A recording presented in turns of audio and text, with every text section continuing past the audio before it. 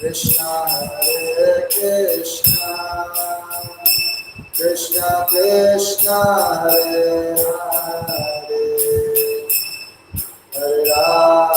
Hare Rama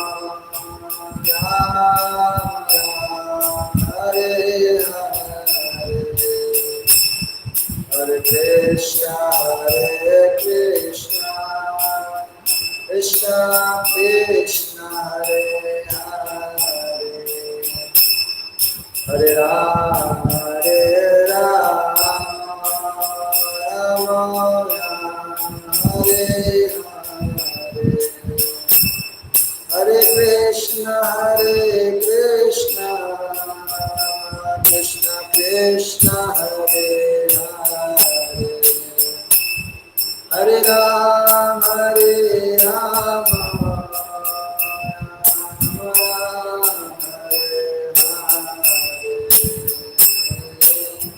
Hare Krishna Krishna Krishna Hare Hare Hare Rama Rama Hare Hare Hare Krishna Krishna Krishna Hare Hare Hare Rama Rama Hare Hare Hare Krishna Krishna Krishna Hare Hare Hare Rama Rama Hare Hare Hare Krishna Krishna Krishna Hare Hare Hare Rama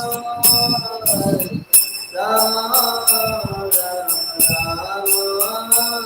Hare Hare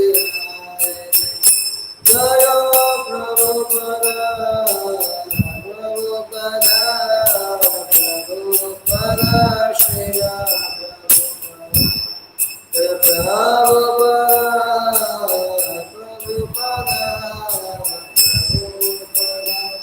Srila Prabhupada Hari Bol Hari Bol Hari Bol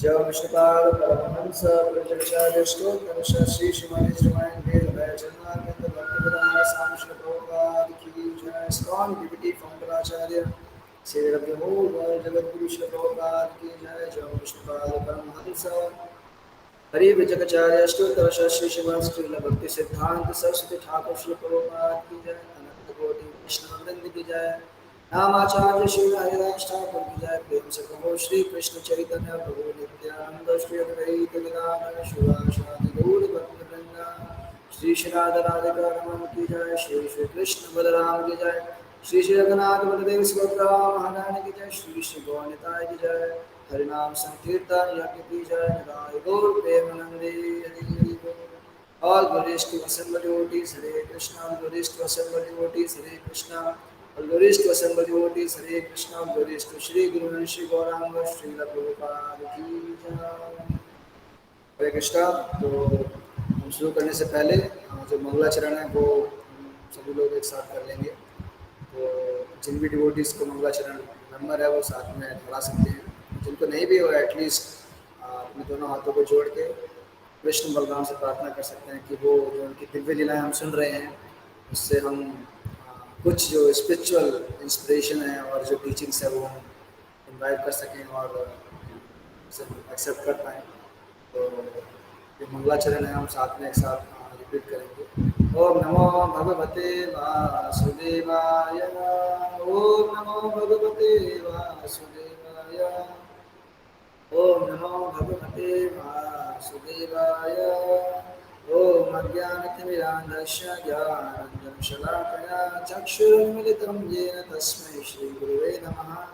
श्रीचैतन्याविष्टं स्थापितं येन भूतले स्वयं रूपकदा मह्यं ददाति स्वपदान्तिकं वन्देऽहं श्रीगुरो श्रीयुतपदकमलं श्रीगुरुं वैष्णवांश श्रीरूपं साधुजातं सहैर्गणरघुनाथान्वितं तं सजीवं साद्वैतं सावधूतं परिजनसहितं कृष्णचैतन्यदेवं श्रीराधा कृष्णपादान् सहगण ललिता श्रीविशाखान्वितं च हे कृष्ण करुणा सिन्धो दीनबन्धो जगत्पते गोपेश गोपिका कान्त श्रीराधा कान्त नमोऽस्तुते तप्त काञ्चन गौराङ्गे श्रीराधे वृन्दावनेश्वरी वृषभानुसुते देवी प्रणमामि हरिप्रिये वाञ्छाकल्पतरुभ्यश्च कृपा सिन्धुभैव च पतितानां पावनेभ्यो वैष्णवेभ्यो नमो नमः।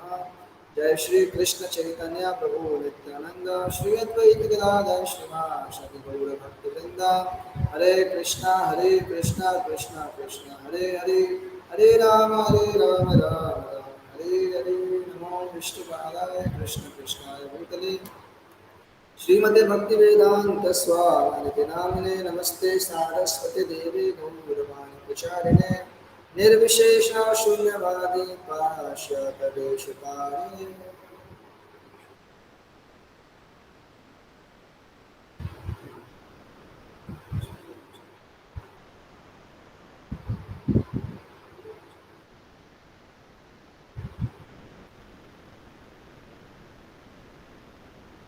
हरे कृष्णा डिवोटीज, तो सभी लोगों का स्वागत है हमारी जो weekly Krishna book reading classes हैं।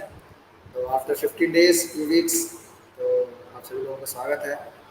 तो आई होप कि जो हमने पिछली बार पढ़ा सुना उनमें से कुछ रेमनेंट्स शायद हमारे हृदय में या फिर जो भी हमें कुछ याद हो। तो कोई भी डिवोटीज अगर कुछ शेयर करना चाहें, कुछ भी उनको जो थोड़ा बहुत भी याद है, तो कहाँ तक हमने पढ़ा, क्या पढ़ा, कुछ भी थोड़ा बहुत भी पता है, ऐसे लास्ट चैप्टर का जो हमने कुछ पढ़ा हो तो कुछ बता सकते हैं विद इन 5 to 6 सेकेंड्स में। और जो डिवोटीज अगर उनको कोई इनकम्फर्टेबल ना हो तो अपना वीडियो ऑन कर सकते हैं, और वीडियो ऑन करेंगे तो एक्चुअली थोड़ा सा जो वक्ता होता है उसको थोड़ा इंस्पिरेशन मिलता है कि हाँ कुछ लोग हैं सामने सुनने के लिए। So is it okay? तो आप लोग प्लीज़ अपना वीडियो ऑन कर सकते हैं, और कुछ अगर शेयर करना चाहें प्लीज़ लास्ट क्लासेस में से जो भी आपने कुछ भी आपको याद है और क्या हमने पढ़ा, कहाँ तक पहुँचे। गुरु गोविंद माता जी हैंड रेज कर रहे हैं, प्लीज़ माता जी। Thank you. कृष्णा प्रभु जी दंडवत प्रणाम। प्रणाम। सभी डिवोटीज को मेरे हरे कृष्णा दंडवत प्रणाम। प्रभु जी, अभी तक क्लासेस बहुत अच्छी चल रही थी। पहले तो आपका ग्लोरिफिकेशन जरूरी है कि आपने इतने अच्छे से हमें बांध के रखा हुआ है, बहुत अच्छे से आप सब कुछ बताते हैं, बहुत सिखाते हैं। और उसके बाद सभी डिवोटीज का भी बहुत बहुत धन्यवाद कि हम लोग सब आते हैं, आपसे सीखने को मिलता है। प्रभु जी, कृष्णा बुक के साथ साथ हम जहाँ से स्टार्ट हुआ था वहीं से अगर थोड़ा सा बैकग्राउंड से चले तो हमने जन्म से सुना, और अच्छा ये छोटी छोटी चीजें सीखने को मिली, जैसे यहाँ तक कि भगवान का नाम क्या है, कैसे रखा गया, भगवान बलराम कौन है, उनका नाम कैसे रखा गया। फिर धीरे धीरे लीलाएं शुरू हो गई, बिल्कुल जन्म के साथ से जो उनके छोटी छोटी चीजें हैं, कैसे वो मिट्टी में खेल रहे हैं, बड़े हो रहे हैं। तो ऐसा लग रहा है कि इस चैप्टर के हर एक अध्याय के साथ साथ हम भगवान की वही खुद ही जी रहे हैं हम उस पल को, कि कभी भगवान मिट्टी में रेंग रहे हैं, कभी वो असुरों का वध कर रहे हैं। तो अभी तक का जो बेस्ट इसमें देखने को मिले प्रसंग, उनमें से कालिया नाग का जो प्रसंग आया प्रभु जी, पर्सनली मुझे, वैसे तो सब डिवोटीज बहुत बड़े बड़े डिवोटीज हैं, मगर मुझे कालिया नाग प्रसंग बहुत अच्छा लगा कि किस तरह से भगवान आते हैं। उसके क्यों आपने बताया कि उसके ऊपर चढ़ करके नाचते हैं ताकि उसके अंदर का जो जहर है वो निकले। और जो अच्छी चीज लगी वो ये कि जरूरी नहीं है कि भगवान मार कर ही किसी असुर का संहार करें। कभी कभी उसका दमन करने के लिए, उसकी असुर को दमन करने के लिए भगवान उसका इस तरह से भी उसको ताड़ित करते हैं। तो ये कुछ प्रसंग प्रभु जी पर्सनली मुझे अच्छे लगे। बाकी सब भक्त बताएंगे। हरे कृष्ण। और कोई भक्त को शेयर करना चाहें प्लीज़ आप बता सकते हैं। कुछ भी उनको अच्छा लगा हो, कुछ पर्सनल उनको अपने एप्लीकेशंस के लिए, या फिर कुछ जो भी उनको भगवान की लीलाओं से शिक्षाओं से कुछ। हमारे पास 1-2 मिनट और है, अगर कुछ बताना चाहें बता सकते हैं, उसके बाद फिर हम जो आज का चैप्टर स्टार्ट करेंगे। ओके, तो आज हम कौन सा चैप्टर शुरू करेंगे, कोई बताना चाहे? Which chapter we have started today? Prabhu ji chapter 18 Chapter 18. What's the name, Mataji? Pralambasura का वध। जय हो।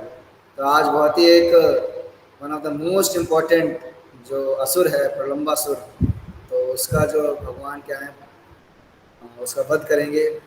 तो आपने से बहुत लोगों ने पहले सुना होगा प्रलंबासुर के बारे में या फिर उसका वध कैसे हुआ।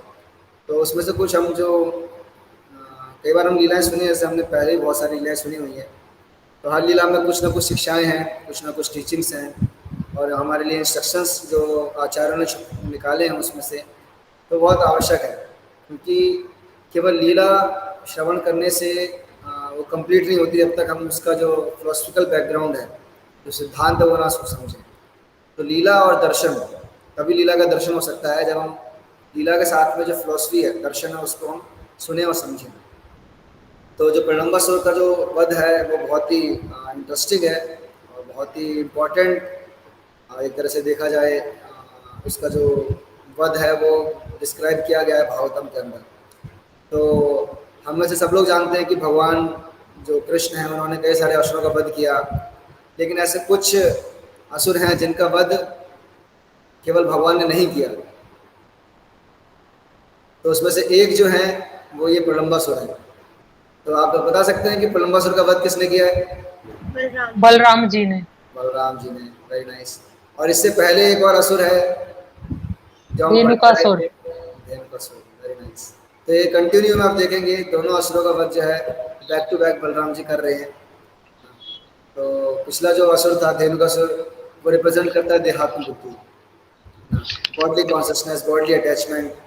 और जो ये जो प्रलंबासुर है वो रिप्रेजेंट करता है अगर जो ये मेन जो एक भक्त के जो जीवन में, एक साधक के जीवन में सबसे बड़ा ऑब्स्टेकल है, द आप जो उसको अगर हम इंग्लिश में कहें the material desires, lusty desires, जो भोग की इच्छा है, तो वो उसको रिप्रेजेंट करता है जो प्रलंबासुर है। और सबसे बड़ा ऑब्स्टेकल अगर देखा जाए तो भक्ति में एक यही है।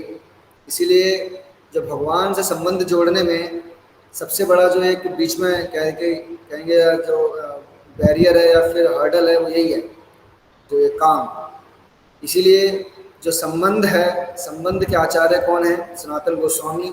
और सनातन गोस्वामी के जो विग्रह हैं उनके बहुत ही सुंदर विग्रह हैं जिनका नाम है श्री राधा मदन मोहन। क्योंकि मदन मोहन कौन है? जो मदन को भी आकर्षित करते हैं। तो मदन को आकर्षित करते हैं, तो जब मदन जो एक तरह से जो रिप्रेजेंट करता है कामदेव, मदन का एक दूसरा नाम है कामदेव। तो कामदेव ही वास्तव में क्या है, एक भक्त को, साधक को विचलित करता है भगवान कृष्ण के प्रति आकर्षित होने में। तो जो मदन मोहन है वो उस मदन को आकर्षित कर लेते हैं अपने प्रति, और इससे क्या होता है, साधक का रास्ता बहुत ही क्लियर हो जाता है। तो ये बहुत ही एक तरह से कहा जाए तो हमारे संबंध में स्थापित होने में सबसे बड़ा एक अड़चन है। और ये केवल डायरेक्ट भगवान इसमें इंटरफेयर नहीं करते। भगवान बाकी असुरों का वध करते हैं, लेकिन जो जो लस्टी डिजायर्स है, जो काम इच्छाएं हैं या फिर भोग की इच्छा है, मेटेरियल डिजायर्स है, उसको जो भगवान नष्ट करते हैं वो बलराम जी जो स्वयं गुरु तत्व हैं उनके माध्यम से करवाते हैं। इसलिए जो ध्यात्म बुद्धि या फिर जो ये प्रलंबासुर है, इसका वध किसने किया है? स्वयं बलराम जी ने किया। और इसीलिए जो बलराम जी हैं, वैसे भगवान बलराम जी ने और भी कई सारे असुरों का वध किया। अगर आप द्वारका लीला तक जाएंगे तो भगवान ने जैसे धेनुका और आपके प्रलंबासुर, तो उसके आगे जाएंगे तो बलराम जी ने द्विविद जो है उसका वध भी किया और बलबलासुर का वध भी किया, और ऐसे कई और असुरों का वध किया। लेकिन अगर आप बलराम जी के प्रणाम मंत्र, अगर आप में से किसी भक्त ने सुना हो या फिर अगर याद हो, तो बलराम जी फेमस हैं इसकी वजह से। बलराम जी का एक प्रणाम मंत्र है जो जनरली हम जब उनको प्रणाम करते हैं, नमस्तेस्तु हलग्राय, नमस्ते मूषलाय उदा, नमस्ते रेवती कांत, नमस्ते भक्तवत्सला, नमस्ते बलिनाम श्रेष्ठा, नमस्ते धरणीधरा, प्रलंबारे नमस्तेस्तु पाहिमाम कृष्ण पूर्वजा। ये बलराम जी का प्रणाम मंत्र है। कि बलराम जी कौन है? नमस्ते हलग्राय, जो क्या धारण करते हैं? हल को। सारी समस्याओं का हल किसके पास है? बलराम जी के पास है। और क्या है? नमस्तेस्तु हलग्राय, नमस्ते मूषलाय उधा। और बलराम जी क्या धारण करते हैं? गदा या फिर मूसल, उसको भी धारण करते हैं। तो क्या करते हैं? हल से खींचते हैं और मूसल से पीटते हैं, ये हमारी आदत है भागने की। तो गुरु क्या करते हैं, पहले पकड़ के खींचते हैं, फिर हमारी अच्छे से जो मटेरियल डिजायर्स है उसकी कुटाई करते हैं कि भाग ना जाए। तो दोनों हाथों में वो अस्त्रों को रखते हैं, और फिर क्या है, नमस्ते विति कांता नमस्ते भक्त वत्सला, और क्या है वो रेवती कांत है, जो रेवती है उनकी जो पत्नी है, उनके वो एक तरह से क्या है वो हस्बैंड है, और क्या है रेवती कांत नमस्ते भक्त वत्सला, भक्त वत्सला। फिर क्या है, नमस्ते बलिनाम श्रेष्ठ नमस्ते धरणी धरा, क्या है बलों में श्रेष्ठ है, सबसे बलवान से बलराम जी का एक नाम क्या है, बलभद्र, और भी कई सारे उनके नाम हैं। तो ये है, और सबसे जो लास्ट में आता है क्या, प्रलम्बारे नमस्तेस्तु पाहिमाम कृष्ण पूर्वजा, वो क्या है, प्रलम्बा जो है उसके एक तरह से क्या है शत्रु है, प्रलम्बारे नमस्तेस्तु पाहिमाम कृष्ण पूर्वजा, और क्या है वो कृष्ण के जो भगवान कृष्ण के अग्रज हैं, उनके बड़े भाई हैं। तो इस तरीके से जो बलराम जी हैं उनका गुणगान है। तो आप देख सकते हैं जो प्रलंबासुर है, इतने सारे असुरों का वध हुआ, लेकिन उसको एक यूनिक सिग्निफिकेंस दिया गया कि इसका वध किसने किया है, बलराम जी ने किया है, और वो बहुत ही एक तरीके से देखा जाए बहुत ही फेमस पर्सनैलिटी था अमंग द डीमंस। तो आज हम जो है उस प्रलंबासुर के बारे में थोड़ा सा जो डिस्क्रिप्शन है वो पढ़ेंगे, कैसे भगवान ने उसका वध किया और किस प्रकार से सभी देवताओं ने भगवान जो बलराम है उनका गुणगान किया। तो मैं जो PDF है वो शेयर कर देता हूँ, आगे कई डिवोटीज के पास अगर जो बुक नहीं है तो। हरे कृष्णा, कौन सा पार्ट लेसन वो चल रहा है, पेज नंबर कौन सा है? हाँ माता जी 18 चैप्टर चल रहा है ये, मैं उसका PDF जो है वो भी शेयर कर दे रहा हूँ, 1 मिनट। 141 है।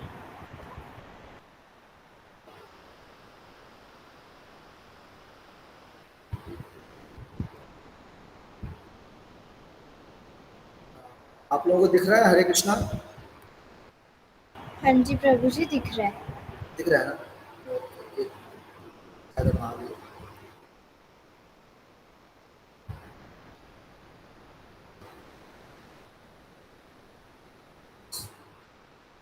आप में से जो डिवोटी रीड आउट करना चाहते हैं प्लीज़ अपने हैंड रेज कर सकते हैं। तो कुछ नए डिवोटी से भी रिक्वेस्ट करूंगा कि अगर उन्होंने अगर नहीं पढ़ा है तो प्लीज़ वो पढ़ सकते हैं।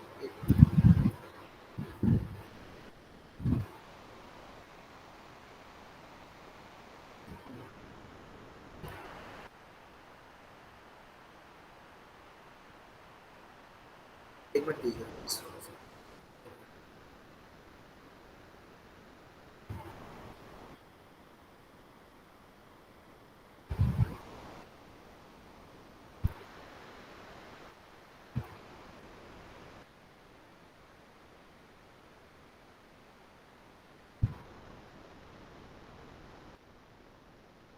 आई होप सबको दिख रहा होगा ये चैप्टर का वो। हाँ जी प्रभु जी दिख रहा है।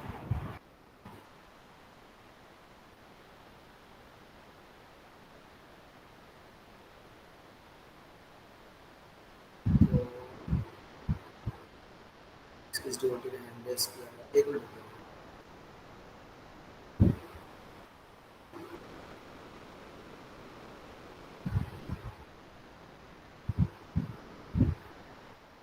ठीक है, पाठक माता जी का हैंड रेज है, माता जी आप पढ़ सकते हैं प्लीज। आपके पास बुक तो होगा माता जी, या फिर आप PDF से पढ़ लेंगे?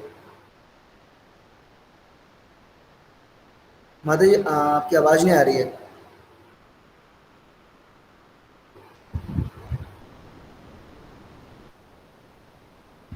आपका अनम्यूट है लेकिन आवाज नहीं आ रही, बताओ।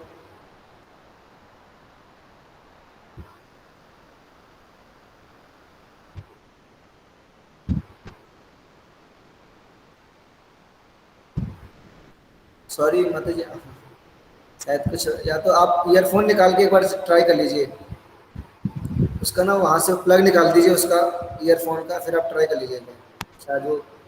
प्रभु जी। हाँ माता जी आवाज आ रही है। हाँ जी प्रभु जी, आवाज आ रही है? हाँ जी माता जी अब क्लियर है। नहीं, आप फिर किसी और को दे दीजिए। आप बोलिए माता जी, आवाज आ रही है आपकी, क्लियर है। किसी और को दे दो प्रभु जी। ओके माता जी। ठीक है, सुनीता अग्रवाल माता जी हैं, माता जी पढ़ सकते हैं। हाँ जी, किसी और को दे दो। हरे कृष्णा प्रभु जी, दंडवत प्रणाम। धन्यवाद प्रणाम माता जी। सभी भक्तों को हरे कृष्णा, दंडवत प्रणाम। हरे कृष्ण। प्रलम्बा का वध। विनाशकारी अग्नि को बुझाकर कृष्ण ने अपने परिजनों, मित्रों, गौओं, बछड़ों तथा बैलों से घिरकर और उनके गायन से महिमा मंडित होकर वृंदावन में प्रविष्ट हुए, जो देव गायों के परिपूर्ण रहता है। जब कृष्ण तथा बलराम वृंदावन में ग्वालों तथा गोपियों के मध्य जीवन का आनंद लूट रहे थे, तो क्रमश गर्मीश ऋतु आ गई।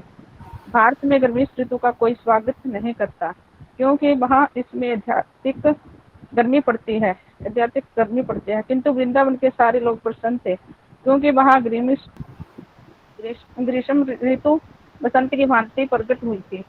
ऐसा कृष्ण तथा बलराम के वहाँ रहने के कारण हो सका, क्योंकि वह दोनों ब्रह्मा तथा शिव के भी नियामक हैं। वृंदावन में अनेक झरने हैं, जिनसे निरंतर पानी गिरता रहता है, और उनकी ध्वनि इतनी मीठी होती है कि इससे झिंगुरों की झनकार दब जाती है। सर्वत्र जल बहने के कारण वन सदैव अत्यंत हरा भरा तथा सुंदर दिखता है। वृंदावन वासी सूर्य की झुलसाने वाली गर्मी से भी अधिक ताप से कभी भी विचलित नहीं होते थे। वृंदावन की झीलें हरी घास से घिरी रहती हैं, और उनमें कहलार, कंच और उत्पल जैसे नाना प्रकार के कमल पुष्प खिलते रहते हैं, और वृंदावन में बहने वाली वायु कमल से सुवासित मकरंद कणों को अपने साथ ले जाती रहती है। जब जमुना की तरंगे झीलों तथा झरनों से जल कण वृंदावन वासियों के शरीर का स्पर्श करते थे, तो वे शीतलता का अनुभव करते थे। अतः वह ग्रीष्म ऋतु के द्वारा तनिक भी विचलित नहीं होते थे। वृंदावन में सुरम्य स्थल है, वहाँ सेब फूल खिलते रहते हैं, जहाँ अनेक प्रकार के अलंकृत हिरण भी रहते हैं। पक्षी कलरव करते हैं, मयूर गूंजते हैं और नाचते हैं, तथा मधुमक्खियां गुंजन करती हैं। कोयलें पंचम स्वर में गाती हैं। ऐसे माता जी। हरे कृष्ण। हरे कृष्ण। तो जैसे अभी हमने इसमें पढ़ा, जो गोपाल जी अभी डिस्क्रिप्शन कर रहे हैं, तो जो लास्ट चैप्टर था उसमें हमने पढ़ा था कि भगवान ने धेनुकासुर का वध किया, उसके बाद जो अग्नि है दावानल है उसका पान किया भगवान ने, और वो पान करने के बाद भगवान क्या है अभी वृंदावन में एंटर कर रहे हैं, और दूसरी जगह भगवान अभी जा चुके हैं। तो जैसे आप इसमें बताया जा रहा है कि बहुत ही क्या है गर्मी का समय है, इसमें डिस्क्रिप्शन आ रहा है कि ग्रीष्म ऋतु, तो क्योंकि ग्रीष्म ऋतु की वजह से ही क्या है वो जो आग है वो लगी थी, और भगवान ने उसका पान किया।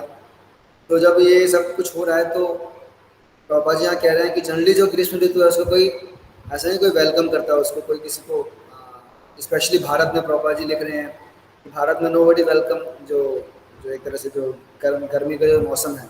क्यों? क्योंकि बहुत ही स्कॉचिंग हीट होती है, व्यक्ति मतलब उसको समझ में नहीं आता क्या करे, इतना ज़्यादा गर्मी होती है। तो इसीलिए हम क्या है, because we are condition souls, तो हम क्या करते हैं हर चीज़ को कंडीशन कर देते हैं। तो हमने क्या कर दिया, ठीक है गर्मी है तो हम क्या करेंगे, एयर को कंडीशन कर देते हैं। कि हमारी मेंटेलिटी है हर चीज़ को कंडीशन करने की, तो हमने एयर भी कंडीशन कर दिया है। इसीलिए क्या करते हैं हम, ठीक है बाहर कितनी भी गर्मी हो, एटलीस्ट हमारे घर में, हमारे गाड़ी में, हमारे ऑफिस में तो गर्मी नहीं है, वहाँ तो हमने एसी लगा रखा है। तो बिकॉज ऑफ कंडीशनिंग, तो हम हर चीज़ को क्या करते हैं, सोल्यूशन की जगह क्या करते हैं, हम उसको एक तरह से बचने का प्रयास करते हैं चीज़ों से, केवल कवर कर दो, ढक दो, चाहे दूसरों को उससे क्या प्रॉब्लम हो रही है, दे डजंट केयर, बट है ना हम कैसे अपने जो सिचुएशन को कंफर्टेबल बनाते हैं। तो ये this is a quality of condition से, तो हर चीज़ को कंडीशन करते हैं। और आप देखिए हमने अपनी लाइफ को हर चीज़ में कंडीशनिंग है, चाहे हमारे देखने की शक्ति हो, चाहे सुनने की शक्ति हो, चाहे खाने की शक्ति हो, कुछ भी, चाहे एक आहार निद्रा भय मैथुन, चाहे चारों चीज़ों में क्या है हमारी एक क्षमता है, एक कंडीशनिंग, एक लिमिटेशन है। इसीलिए कंडीशन बद्ध जीव है।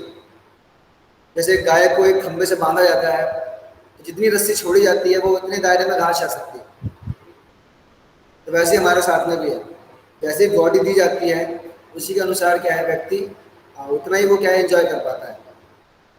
रिसेंटली मैं प्रभुपाद के लेक्चर सुन रहा था, प्रभुपाद जी कह रहे थे जिसके पास जैसी गाड़ी है वो उसको उतना ही फैसिलिटीज़ को गेन कर सकता है, और किसी गाड़ी में कोई फैसिलिटी नहीं है तो वो उसको एंजॉय नहीं कर सकता एक तरीके से। तो किसी की स्पीड मान लो अगर 200 की है तो ही वो उतना एंजॉय कर सकता है, अगर किसी की 80 से ऊपर जाती नहीं तो चाहे कितना ही वो उसमें गियर मान ले या फिर रेसिंग दे ले या क्लच कर लगा ले, इट कांट। तो प्रभुपाद जी इसी तरह समझा रहे हैं कि जो हर बॉडी क्या है यंत्र की तरह है, वो कहते हैं ब्राह्मण यंत्र रूढ़ानी ब्राह्मण सर्व माया। प्रभुपाद जी कहते हैं भगवद गीता में भगवान के द्वारा कि जो जीव है वो क्या है इस यंत्र में बैठा हुआ है और क्या ट्रैवल कर रहा है। तो प्रभुपाद जी ग्रीष्म ऋतु को करते हुए समझा रहे हैं कि हो सकता है कि जो लोग हैं गर्मी का स्वागत ना करें, लेकिन वृंदावन में ऐसा नहीं है। वृंदावन इन सबसे क्या परे है, वो इस भूमि में इस भूलोक में होते हुए भी इससे परे है। तो क्यों है? क्योंकि वहां पर कौन विद्यमान है? साक्षात कृष्ण और बलराम। जो सारे सृष्टि के नियंता हैं वो वहां पर विराजमान है। प्रभुपाद जी लिख रहे हैं ब्रह्मा और शिव के भी नियंता है, मतलब सारे रिमोट कंट्रोल उनके हाथ में है, सारे रिमोट्स उनके हाथ में है, और उनको चाहिए टेम्परेचर रेज करना है तो वो कर देंगे, टेम्परेचर लूज करना है तो कर देंगे, बिकॉज यार कंट्रोलर सर्व कारण कारणम ईश्वरा परम कृष्ण, वो क्या है? परम ईश्वर है।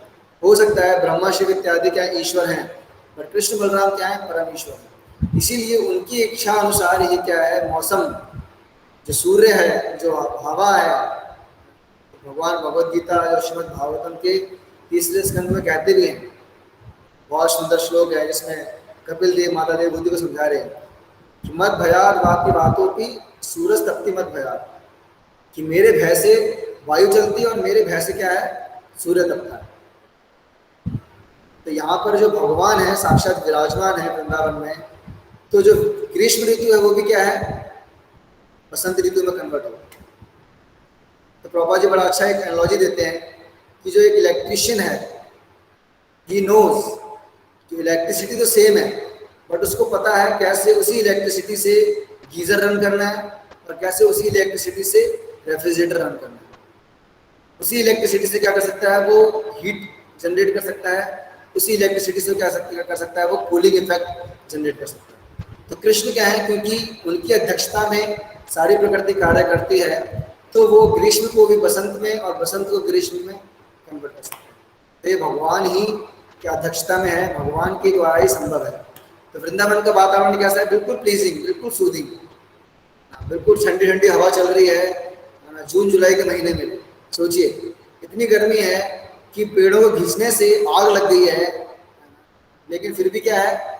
जो वृंदावन का वातावरण क्या है? बिल्कुल सूदिंग है, बिल्कुल ऐसा नहीं है कि जो स्क्रॉचिंग बॉडी को पेनफुल है, क्योंकि ये जो गर्मी और सर्दी होती है क्या होती है? वो बॉडी को पेनफुल है।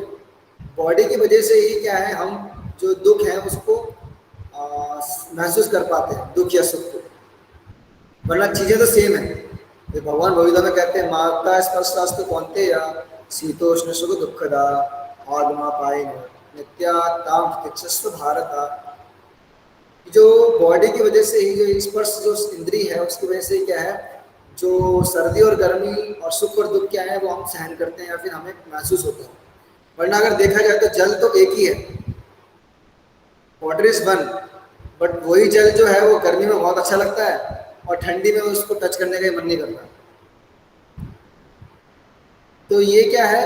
बिकॉज ऑफ जो body skin, because we are skin disease, और कहते हैं हम सबको क्या है? चर्म रोग है, मटेरियल नहीं spiritual, because we defined every ourself with this body with this skin. तो प्रभुपाद जी समझा रहे हैं कि जो भगवान है, भगवान और भगवान के भक्तों के साथ ऐसा नहीं है। वो क्या है? हर परिस्थिति में रहते हुए भी क्या है? वो जो ट्रांसेंडेंटल स्टेज है उसमें अपने आप को स्थित रखते हैं। तो उस परिस्थिति में होती हुई भी वो उस परिस्थिति में नहीं होते।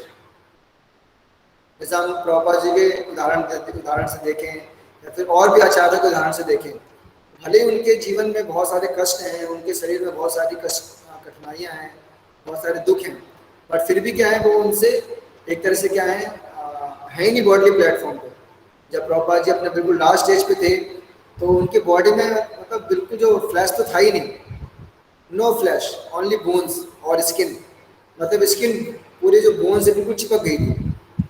और इस कंडीशन में इट्स अ वेरी पेनफुल, जो भी इस स्टेज को अगर किसी ने देखा हो या फिर सुना हो तो दे कैन अंडरस्टैंड कि उस जो कंडीशन में बहुत ही पेनफुल होता है व्यक्ति के लिए सर्वाइव करना। तो प्रभुपाद जी उस कंडीशन में, अगर आप में से किसी ने भी जो फाइनल लेसन करके जो प्रभुपाद जी का वीडियो अगर देखा हो, प्रभुपाद जी उस स्टेज में भी बेड पे लेटे हुए हैं और प्रभुपाद जी क्या बोल रहे हैं, जो भगवान और भागवतम की महिमा को गुणगान कर रहे हैं, डिवोटी एसोसिएशन का गुणगान कर रहे हैं। प्रभुपाद जी कह रहे हैं उसमें कि सद असद योनि जन्मसु, ऐसे करके प्रभुपाद जी पूरा भागवतम के पर्पस दे रहे हैं। और जब डॉक्टर उनसे मिलने आ गए तो प्रभुपाद जी डॉक्टर से पूछ रहे हैं हाउ आर यू, समझिए, क्योंकि डॉक्टर को पूछना चाहिए प्रभुपाद से आपकी तबीयत कैसी है, प्रभुपाद जी उनसे पूछ रहे हैं कि आप कैसे हैं। तो ये है एक भक्त और जो भगवान की स्थिति, तो वो क्या है, इसको सहन कर लेता है। इसलिए भगवान ने भी क्या कहा है, ताम प्रतीक्षिस्व भारत, ऐसा नहीं कि उनको दिखता नहीं है या फिर फील नहीं होता, बट दे एक बाय प्रैक्टिस क्या करते हैं, वो उसको सहन करना शुरू कर लेते हैं।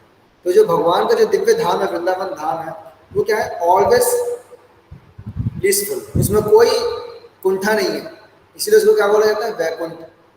आपने कई बार सुना होगा वर्ड वैकुंठ। वैकुंठ का मतलब क्या है, जहाँ पर कोई कुंठा, कोई एंजाइटी, कोई डिजीज, किसी प्रकार का कोई टेंशन नहीं, टेंशन फ्री लाइफ। एक डिवोटी बड़ा अच्छा बता रहे थे कि जो मटेरियल वर्ल्ड है इज अ, हमेशा यहाँ पे जो स्पिरिचुअल वर्ल्ड है वो क्या है, चिंतामणि का बना हुआ है, सुना ना, तो एक श्लोक है बड़ा अच्छा, चिंतामणि प्रकर सत्व सुकल्प वृक्ष, जो भगवत धाम का जो वर्णन आता है ब्रह्म संहिता में, तो उसमें पहला वर्ड यही है कि चिंतामणि प्रकर सत्व सुकल्प वृक्ष लक्षावृतेषु सुरभीर विपालयन्तम् लक्ष्मी सहस्त्र शत संभ्रम से विमानम गोविंदमादि पुरुषम तमहम। जो भगवान का धाम क्या है वो चिंतामणि से बना हुआ है, और ये जो मटेरियल वर्ल्ड है जैसे हम सुनते हैं रेप्लिका है, तो यहाँ पे क्या है, बिल्कुल मनी चिंता, यहाँ पर हमेशा किसी चीज़ की एंजाइटी है, हाउ टू अर्न मनी, तो वो चिंता मनी है और ये मनी चिंता है, तो इसे और बिल्कुल अपोजिट है। तो this is the difference between the spiritual and material world. तो इसमें एक चीज़ और वर्णन आ रहा है जो मैं देख पा रहा था इसमें, कि जो यहाँ पे डिफरेंट जो वहाँ का वर्णन आ रहा है कि वहाँ पे झरने गिर रहे हैं और बहुत सुंदर जो है हवा बह रही है, जो वाटर पार्टिकल्स हैं उसको लेते हुए हवा क्या है वो लेके जा रही है। जैसे हम तो क्या मशीन्स बनाते हैं, कूलर में घास लगाते हैं, पानी भरते हैं, फिर जाकर कुछ थोड़ी बहुत ठंडी हवा आती है, फिर दोबारा पानी खत्म हो जाता है, फिर पाइप लगाते हैं, फिर हम पानी भरते हैं। लेकिन वहाँ पे क्या नेचुरल इनबिल्ट कूलर्स लगे हुए हैं, झरना है, झरने से हवा निकलती है, वाटर पार्टिकल्स लेती है, और बिल्कुल वाटर पार्टिकल्स ले लिए और इतने सुंदर सुंदर बागान हैं, वाटिका हैं, वहाँ से सुंदर सुंदर जो फूल हैं उसकी स्मेल ली, तो क्या है, फ्रेगनेंट और बिल्कुल कूलिंग इफेक्ट वाली जो एयर है।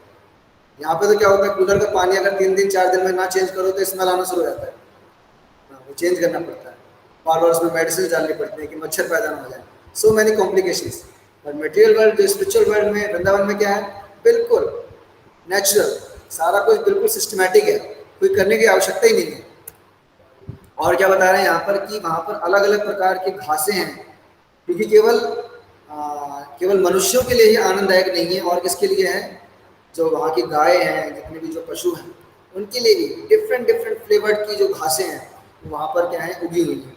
और क्या है वहाँ पर, कलहार, कंज और उत्पल जैसे नाना प्रकार के कमल पुष्प। हमने तो केवल कमल का नाम ही सुना होगा, lotus flower, but there are different varieties of कमल। प्रभुपाद जी यहाँ बता रहे हैं कलहार, कंज और उत्पल, हम बस सुन ही सकते हैं, हमें पता नहीं कैसा ये होते होंगे, बट ये कमल पुष्प की वेराइटीज़ हैं, तो अलग अलग प्रकार के ये हैं। और जमुना जी वहाँ बह रही हैं, तो बहुत ही सुंदर क्या है, वहाँ का वातावरण का डिस्क्रिप्शन हो रहा है।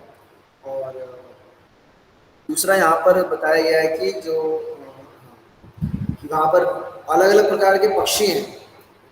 तो जनरली क्या है, हम लोग जब बहुत ही फ्रस्ट्रेट हो जाते हैं, बहुत डिप्रेस हो जाते हैं, तो ये आयुर्वेदा भी बताया गया है कि अगर किसी आप पॉइंट के पास जाके बहुत ही जो ग्रीनरी एरिया में जाकर अगर बैठते हैं, तो आप जितनी भी जो मटेरियल फ्रस्ट्रेशन है, एंजाइटी, उससे आप रिलीफ फील करते हैं। ये इन आयुर्वेदा या साइकेट्रिस्ट भी हैं वो भी सजेस्ट करते हैं कि if you feel some kind of disappointment, distress और frustration, you go in a very hilly place, in a greenery place, वहाँ जाकर आप बैठिए, थोड़ा समय बिताइए एक झरने के पास या फिर कहीं भी आप वाटरफॉल के पास बैठिए, तो आपको क्या है एक आनंद का अनुभव होता है। तो ये तो क्या है आफ्टर सो मैनी स्टडीज़ के बाद व्यक्ति इसको समझ पा रहा है, कर पा रहा है। लेकिन जो वृंदावन जैसा स्थान क्या है, वहाँ पर ये बिल्कुल नेचुरल है। वहाँ पर सुंदर सुंदर पक्षी हैं, उनकी चहचहाट है, तो मधुमक्खियाँ उनकी भिनभिनाहट है, जो कोयले हैं उनकी जो आवाज़ है सुनने को मिलती है। अभी लॉकडाउन की वजह से शायद हमें थोड़ा बहुत जो है पक्षियों की आवाज़ सुनने को मिल रही होगी, वरना ट्रैफिक के सामने तो ये सब चीज़ें बिल्कुल कुछ था ही नहीं।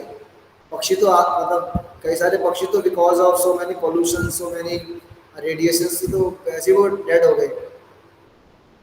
तो मटेरियल जो सिविलाइजेशन है वो क्या है, मॉडर्न जो हम एडवांसमेंट है वो बहुत ही हमें क्या ले जा रही है, दूर लेके जा रही है नेचुरल लिविंग, जो सिंपल लिविंग है, जो नेचुरल लाइफ है उससे। इसलिए क्या है कॉम्प्लिकेशंस बढ़ रही है व्यक्ति के जीवन में। जितना वो नेचर से दूर जाता है उतना क्या है उसको आर्टिफिशियल लाइफ में फिर वो उसको मेंटेन करने के लिए वो उसको बहुत ही क्या है आर्टिफिशियल सपोर्ट चाहिए, फिर आर्टिफिशियल मेडिसिन चाहिए, आर्टिफिशियल फिर उसको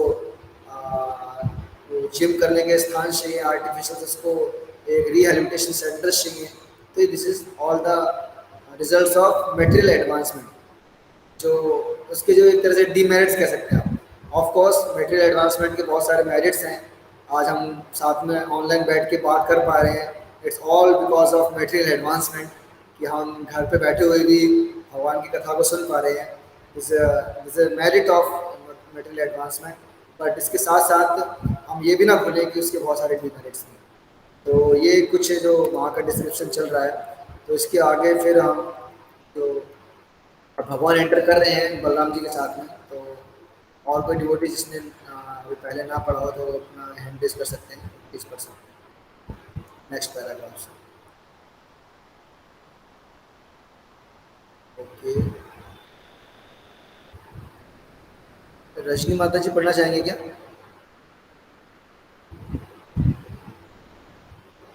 राजरानी माता जी, सॉरी।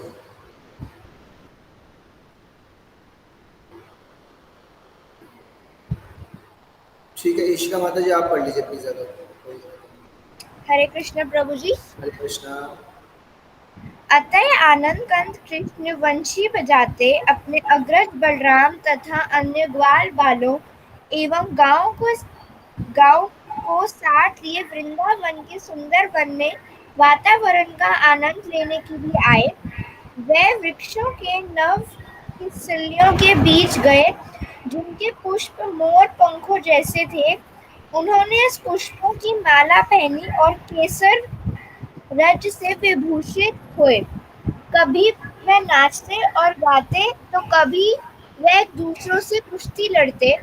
जब कृष्ण नाचते तो कुछ ग्वाल बाल गाते और कुछ बांसुरी बजाते, कुछ शंडर्ग बजाते, कुछ ताली देते और कृष्ण की प्रशंसा करते। हे बंधु, तुम बहुत सुंदर नाचते हो। वस्तुतः ये सारे बालक देवता थे जो स्वर्ग लोक से कृष्ण को उनकी लीला में सहायता करने आए थे। यह देवता ग्वाल बालों के वेश में कृष्ण को नाचने में प्रोत्साहन दे रहे थे। जिस प्रकार एक कलाकार दूसरे की प्रशंसा करके प्रोत्साहित करता है। तब तक कृष्ण तथा बलराम का मुंडन संस्कार नहीं हुआ था, अतः उनके बाल कौवे की पंखों की भांति इकट्ठे हो गए थे। वे अपने मित्रों के साथ सदा आंख में चौली खेलते या परस्पर लड़ते भिड़ते रहते। कभी कभी जब उनके मित्र कीर्तन करते तथा नाचते होते तो कृष्ण की प्रशंसा करते, मित्रों, तुम लोग अति उत्तम नाच तथा गायन कर रहे हो। लड़के बेल और गोल गोल आमलकी फलों को गेंद बनाकर खेलते। कभी कभी वे छुई छुहल खेलते जिनमें एक दूसरे को लड़खड़ाते और छूते। कभी कभी वे जंगली हिरणों तथा विविध पक्षियों का अनुकरण करते। वे एक दूसरों के साथ मेंढक की बोली का अनुकरण करके हंसी उड़ाते और वृक्ष के नीचे झूलने में आनंद लेते। कभी कभी वे परंपरा राजा तथा प्रजा का खेल खेलते। इस प्रकार कृष्ण तथा बलराम अपने मित्रों के साथ सभी प्रकार के खेल खेलते और नदियों, सरोवरों, नालों, सुंदर वृक्षों तथा उत्तमोत्तम फूलों फलों से पूर्ण वृंदावन के सुखदायक वातावरण का आनंद लूटते। थैंक यू माता जी। हरे कृष्ण। तो इसमें बहुत सुंदर डिस्क्रिप्शन आ रहा है कि भगवान अभी एंटर कर चुके हैं बलराम जी के साथ में, और बहुत अच्छे तरीके से अगर आप इसमें देखेंगे तो श्रील प्रभुपाद उस जो भगवान का जो वृंदावन में एंट्रेंस है उसको समझा रहे हैं कि भगवान अपने बलराम जी हैं उनके साथ में, और भगवान क्या कर रहे हैं, बांसुरी बजाते हुए वृंदावन में प्रवेश कर रहे हैं। साथ में कौन है, उनके ग्वाल बाल हैं और गाय भी हैं उनके साथ में। और जो सुंदर वन है वृंदावन में, क्या है, ऐसा नहीं है केवल जंगली पेड़ हैं वहाँ पर, ना कोई फूल है ना कोई फल हैं, जैसे आजकल हम देखते हैं पेड़ तो हैं बट ना उनमें फल है ना फूल हैं। तो वृंदावन के जो वन जो पेड़ हैं उनमें क्या है, फल फूलों से लदे हुए हैं। इतना फल फूल है कि वो क्या है, नीचे झुक झुक कर भगवान को क्या है अर्पित कर रहे हैं। इतना वहाँ का सुंदर वातावरण है। तो बलराम जी के साथ जब भगवान है वो प्रवेश कर रहे हैं और साथ में क्या बांसुरी का वादन कर रहे हैं, कि भगवान जो है बांसुरी में बड़े एक्सपर्ट। कई भगवान के मित्र हैं बांसुरी बजाते हैं, लेकिन जो कृष्ण जब बांसुरी बजाते हैं तो सब अपनी बांसुरी को क्या है रोक देते हैं। यहाँ तक कि चिड़िया भी हैं वो भी चहचहाना बंद कर देती है। इतना ही नहीं कि जो यमुना जी हैं उनको लगता है कि मेरे बहने से थोड़ी कल कल की आवाज़ आ रही है, तो फिर यमुना देवी बहना रोक छोड़ देती हैं और वो बिल्कुल रुक जाती है। तो बता रहे थे एक आचार्य कि जब भगवान बांसुरी बजाते हैं तो जो चलने वाली चीज़ है वो रुक जाती है, रुकने वाली चीज़ चल जाती है।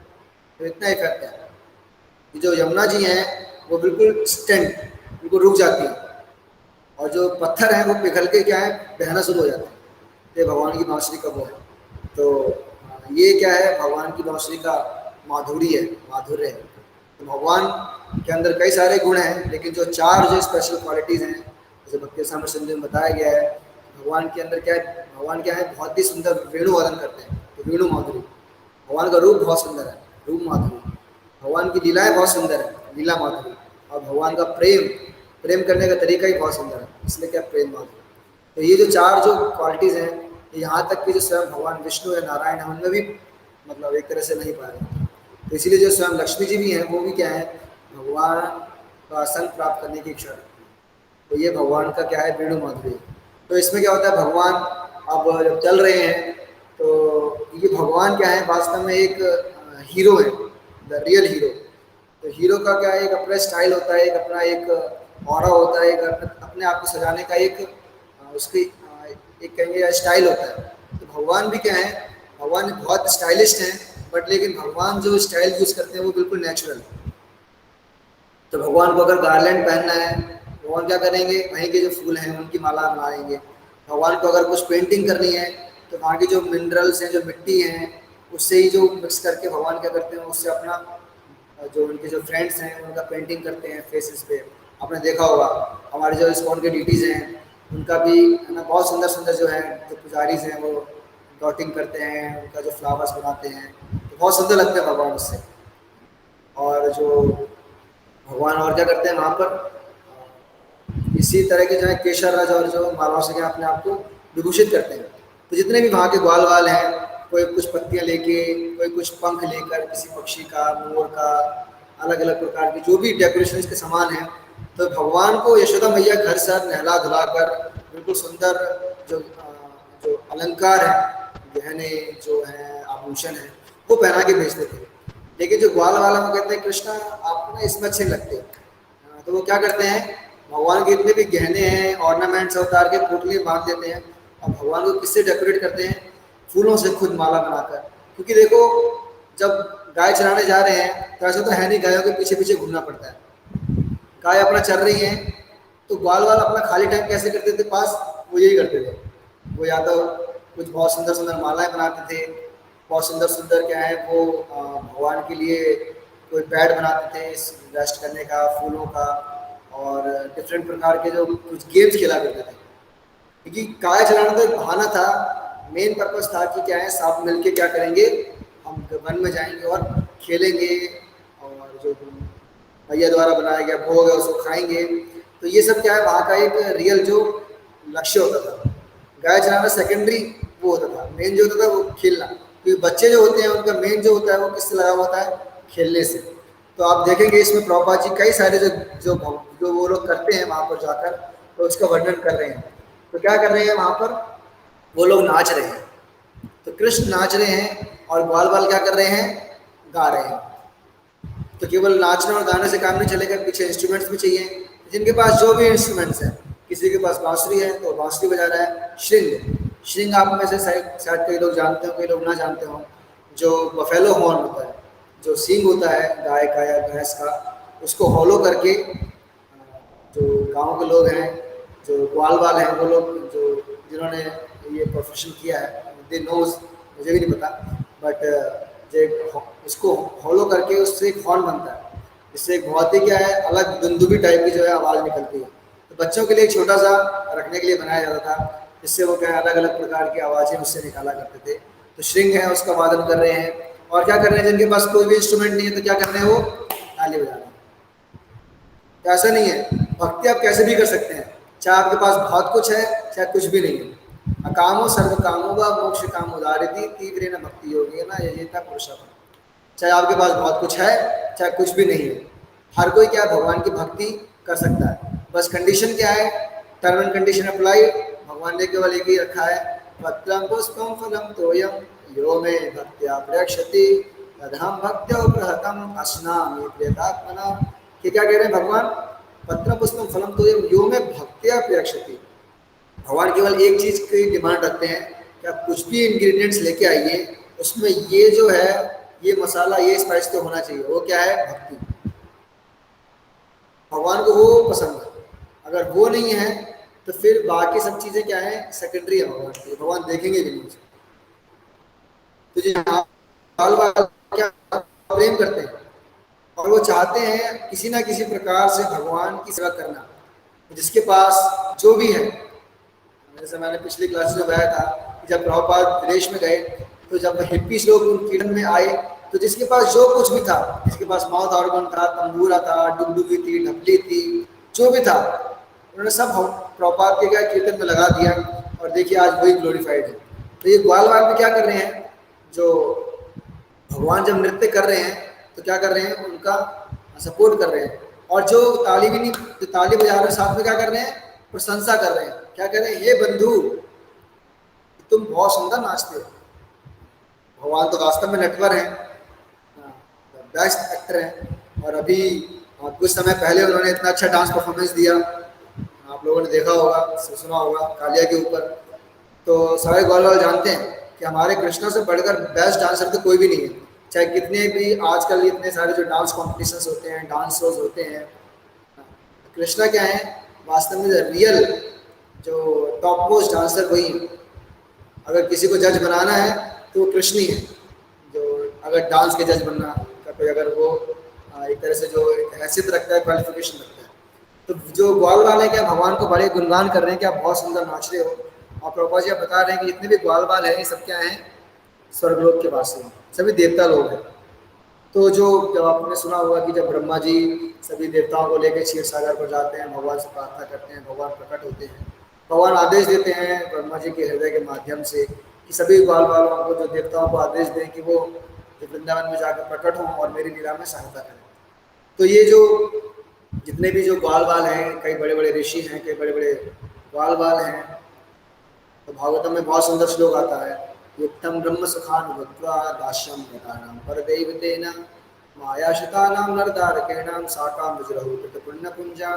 कि जो ये ग्वाल बाल भगवान के साथ खेल रहे हैं, they are not ordinary souls, they are very highly elevated, जो बड़े बड़े महात्मा और देवता लोग हैं जो भगवान की लीला में सहायता कर रहे हैं। ऑफकोर्स इसमें से कुछ जो भगवान के संगी हैं, वो भगवान के नित्य संगी हैं, वो देवता लोग नहीं हैं। तो इसको हमारे आचार्य लोग क्लेरिफाई करते हैं कि ऐसा नहीं था जो नंद महाराज, यशोदा मैया या फिर कुछ जो ग्वाल बाल सखा हैं, वो भगवान के साथ भगवान के धाम से आते हैं, वो दे आर नित्य संगी, दे आर इटर्नल एसोसिएट्स। ऐसा नहीं कि वो पहले देवता बने उसके बाद यहाँ पर आए। उसमें से कुछ हैं जो देवता हैं, कुछ हैं बड़े बड़े ऋषिज हैं, और कुछ हैं जो क्या हैं, जो भगवान के नित्य संग में। जब भी भगवान कहीं जाते हैं तो जैसे एक एक्टर की एक टीम होती है, जो जहाँ भी जाती है वो टीम साथ में जाती है, तो भगवान की भी एक एक्टिंग टीम है।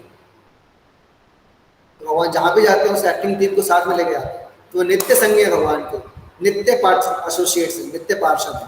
तो इसमें से कई सारे जो भगवान के जैसे द्वादश गोपाल हैं और कई सारे जो एसोसिएट्स हैं वो भगवान के साथ हमेशा रहते हैं।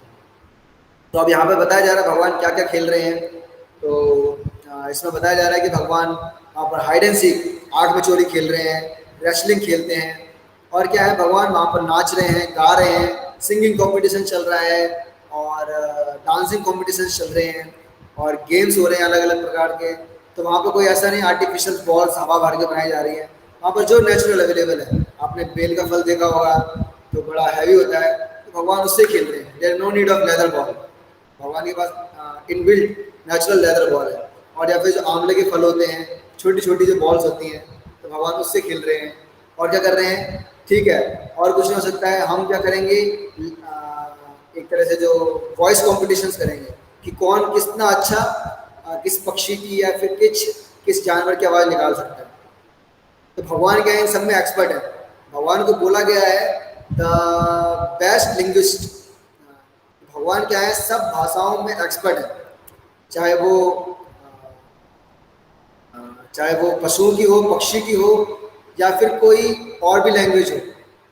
कोई सोच सकता है कि भगवान को तो हमें संस्कृत में प्रेयर करनी पड़ेगी तभी शायद भगवान समझेंगे, हमारी प्रेयर को सुनेंगे, या फिर भगवान को अगर इंग्लिश में करेंगे तो शायद भगवान उसको ना सुने, ना एक्सेप्ट करें। नहीं, भगवान को चाहे किसी भी लैंग्वेज में, किसी भी भाव से भगवान को अगर ऑफर प्रेयर की जाए तो भगवान क्या है, हर प्रकार की लैंग्वेज में दक्ष है। भगवान उसको समझने का समझते भी और रेसिप्रोकेट भी करते हैं। नहीं तो आप देखिए विदेश, पूरे संसार में इतनी सारी लैंग्वेजेस हैं, और आज तो पूरे प्रभुपाद की कृपा से पूरे विश्व में इतने सारे भक्त हैं। तो हर भक्त अपनी जो प्रार्थना है रशियन लैंग्वेज में, चाइनीज़ लैंग्वेज में, या डिफरेंट लैंग्वेजेस में अगर वो प्रे ऑफर करते हैं तो भगवान के लिए तो बड़ा मुश्किल हो जाएगा कि मैं कैसे समझूँ आप कौन सी प्रेयर आ रही है। आपके चाइनीज़ प्रेयर आ रही है, आपके रशियन प्रेयर आ रही है, आपका जापानीज प्रेयर आ रही है। नहीं, भगवान क्या है, he is a knower of all languages. तो भगवान तो अपने फ्रेंड्स के साथ भी यही गेम खेल रहे हैं कि वो अलग अलग प्रकार के पशुओं पक्षियों का क्या है वो अनुकरण कर रहे हैं। और इसके बाद भगवान क्या है, कई सारे जो गेम्स हैं, जैसे इसमें बताया जा रहा है कि कोई राजा बनता है और बाकी उनकी प्रजा बनते हैं। तो हम में से सब लोग जानते हैं बचपन में जो बच्चों के खेल होते हैं, अलग अलग प्रकार के खेल खेलते हैं, क्योंकि दे आर वेरी सिंपल, तो उनके गेम्स ही बहुत सिंपल होते हैं। अभी क्या है, क्योंकि हम इंटरनली और एक्सटर्नली वेरी कॉम्प्लिकेटेड हो गए हैं, तो आजकल गेम्स ही बहुत कॉम्प्लिकेटेड है, उन्हें खेलना ही इतना मुश्किल होता है। पहली बात तो बच्चे बाहर निकल नहीं रहे हैं आजकल, क्योंकि सारा समय वो गेम्स खेलते हैं फ़ोन के अंदर। तो अपने आप में कॉम्प्लिकेशंस हैं, और दूसरा वो गेम्स भी इतने कॉम्प्लिकेटेड हैं साधारण व्यक्ति तो समझ ही नहीं पाएगा। तो गाँव का व्यक्ति या नया व्यक्ति आएगा, उसके लिए तो समझ में नहीं आएगा चल क्या रहा है, कि वो व्यक्ति मारे जा रहा है, वो ड्राइव कर रहा है, उसके अंदर ही ड्राइव कर रहा है, उसके अंदर ही वो गेम्स भी खेल रहा है, उसी के अंदर शूट भी कर रहा है, सब कुछ एक फ़ोन के अंदर। तो व्यक्ति क्यों बाहर जाए। लेकिन अगर देखा जाए तो बहुत आवश्यक है बच्चों की फिजिकल हेल्थ के बेसिस पे भी देखा जाए। तो अगर बच्चे बाहर निकलते हैं, खेलते हैं, कूदते हैं, तो इससे क्या होता है, उनका जो फिजिकल ग्रो है वो आगे बढ़ता है। तो जो अगर देखा जाए हमारा जो वैदिक कल्चर है वो शुरुआत से ही वेरी साइंटिफिक और वेरी एक तरह से कहेंगे वेरी आयुर्वेदिक है, कि वो आयुर्वेदा के पूरे जो लॉज हैं उसको फॉलो करता है। तो भगवान भी क्या है, यहाँ पर खेल रहे हैं अपने ग्वाल वालों के साथ में, और जो वहाँ का सुंदर वातावरण है उसका आनंद लूट रहे हैं। यहाँ पर एक जो पॉइंट है उसको मैं डिस्कस करना चाहूँगा, कि जो यहाँ बताया जा रहा है कि भगवान क्या करते हैं, यहाँ पे आग मिचोली का गेम खेल रहे हैं। तो रिसेंटली हम आई डोंट रिमेंबर कि मैं शायद करुणाचंद को या फिर रुक्मणी कृष्ण का लेक्चर हम सुन रहे थे, तो उसमें बता रहे थे प्रभु जी कि भगवान ना कभी भी जो हाइड एंड सीक के गेम में ना हमेशा हारते थे। कभी वो छुप भी जाए तब भी वो क्या है, वो कभी उससे कभी जीतते नहीं थे, हमेशा हारते थे। तो पूजी ने बताया reason, what is the reason. तो बता रहे थे कि जब भी भगवान कहीं जैसे काउंटिंग करनी होती थी तो एक बच्चा काउंटिंग करता था और ढूंढना होता था, तो कृष्णा को सबसे पहले ढूंढ लिया जाता था। तो व्हाट्स द रीज़न? भगवान तो छुपने में बहुत एक्सपर्ट है, लेकिन क्योंकि भगवान जहाँ जाते हैं ना, सारे के सारे जो जितने भी पक्षी हैं, जितने भी हिरण हैं, जितने भी खरगोश हैं, गिलहरियाँ हैं, मोर हैं, सब क्या वहीं ना इर्द गिर्द घुमा करते थे। तो सब ग्वालों वालों को पता चल जाता कि कृष्णा यहीं पे होंगे, क्योंकि ये सब जो जहाँ वहीं जाएंगे जहाँ पे कृष्णा होंगे।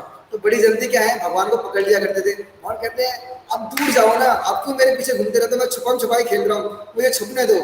तो जो बाकी जो गिलहरियाँ हैं या फिर जो भी जो पक्षी हैं, वो लोग बोला करते थे, क्योंकि दे आर द आचार्यास, जो जितने भी जो ये वहाँ के कहते हैं धाम का जो मोर है, वो यहाँ पर बड़ा से बड़ा आचार्य है। जो सुखदेव गोस्वामी है वो क्या है, जो वृंदावन गोकुल में वो है राधा रानी के हाथ में बैठने वाले तोते, तो भगवान की जो राधा रानी के सुख हैं, वही जो है यहाँ पर आके उन्होंने इतना बड़ा श्रीमद् भागवतम का उच्चारण किया, जो आज तक हम उसका क्या है बेनिफिट उठा रहे हैं। तो जो वहाँ पे जितने भी जो आचार्य हैं, जो यहाँ पर आचार्य हैं, वो वहाँ पर क्या है, किसी पक्षी पशु या अलग अलग जो रूप में है भगवान की सेवा कर रहे हैं। तो कहते हैं कि हमारा तो काम ही है आपको क्या है शास्त्रों से निकाल कर लोगों के सामने प्रकट करना, तो हम अपनी ड्यूटी कैसे छोड़ सकते हैं, क्योंकि आपका तो काम है छुपना। आप तो हमेशा क्या है अपने आप को छुपाते हो, शास्त्रों में भी, वेदों में भी, हर जगह। लेकिन हम, क्योंकि हमारी ड्यूटी है जो कंडीशन सोल्ड है या फिर जो साधारण जनता है, उनके सामने आपको बिल्कुल खुलेआम सरेआम कर देना, पर्दाफाश कर देना आपका, तो हम तो करेंगे चाहे आप कितना भी अपने आप को छुपा लो। तो इसलिए भगवान के हमेशा जो हाइड एंड सीक के गेम में हारा करते थे। तो दैट्स द वन जो पॉइंट अप्रोच हमारे डिस्कस कर रहे थे, मुझे बहुत अच्छा लगा। तो इसके बाद अब जो आज का जो छोटा सा पैराग्राफ रह गया है, तो आई होप कोई और डिवोटी अगर पढ़ना चाहे तो हैंड रेज कर सकते हैं। कुसुम माता जी ने हैंड रेज किया है, माता जी आप अनम्यूट करके प्लीज रीड कर सकते हैं। हरे कृष्णा। हरे कृष्ण।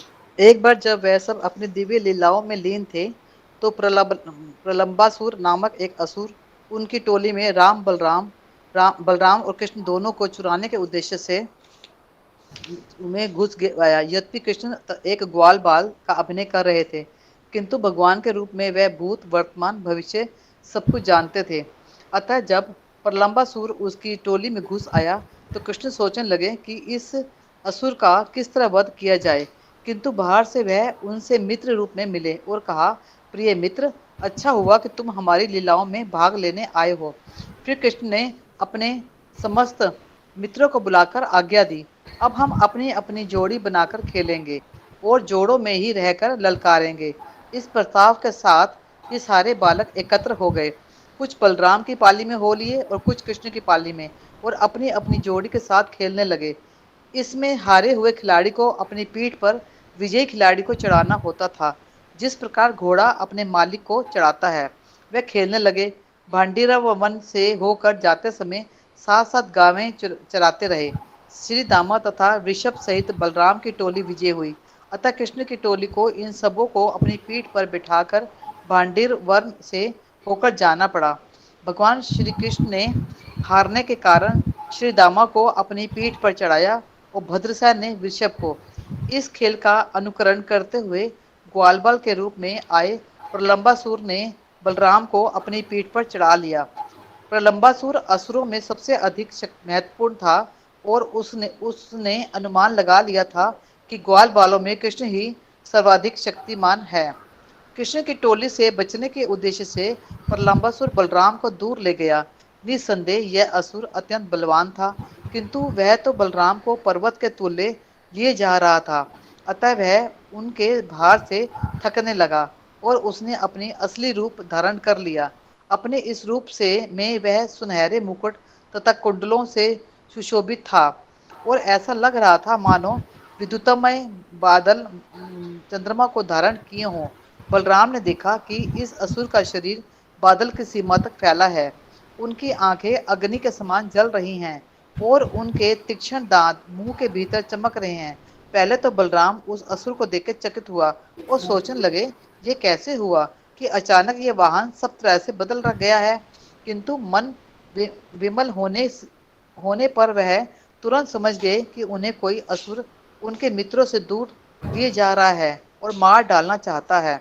अतः उन्होंने तुरंत ही असुर के सिर पर उसी प्रकार मुष्टि प्रहार किया जिस प्रकार इंद्र पर्वत पर अपना वज्र प्रहार करता है। बलराम के मुष्टि प्रहार से यह असुर चोट खाए सर्प की भांति मुंह से रक्त वमन करता हुआ मर गया। जब असुर गिरा तो उसने भीषण गर्जन की, मानो इंद्र के वज्र प्रहार से विशाल पर्वत गिरा हो। तब सारे बालक उस स्थान की ओर झपटे। इस भयानक दृश्य को देखकर वह बहुत अच्छा कहकर बलराम की प्रशंसा करने लगे। फिर यह सोचकर कि बलराम मृत्यु से उबरे हैं, वे सब उनका अत्यंत स्नेहपूर्वक आलिंगन करने लगे और अपनी अपनी बधाइयां तथा आशीष देने लगे। स्वर्गलोक के सारे देवता अत्यंत प्रसन्न हुए और उन्होंने बलराम के दिव्य शरीर पर पुष्प वर्षा की। इस महाअसुर प्रलंबासुर को मारने के लिए उन्हें आशीष तथा बधाइयां भी दी गई। इस प्रकार लीला पुरुषोत्तम भगवान श्री कृष्ण के अंतर्गत प्रलंबासुर का वध नामक 8वें अध्याय का भक्ति वेदांत तात्पर्य पूर्ण हुआ। हरे कृष्ण। श्री प्रभुपाद की जय, प्रलंबासुर वध की जय। तो अभी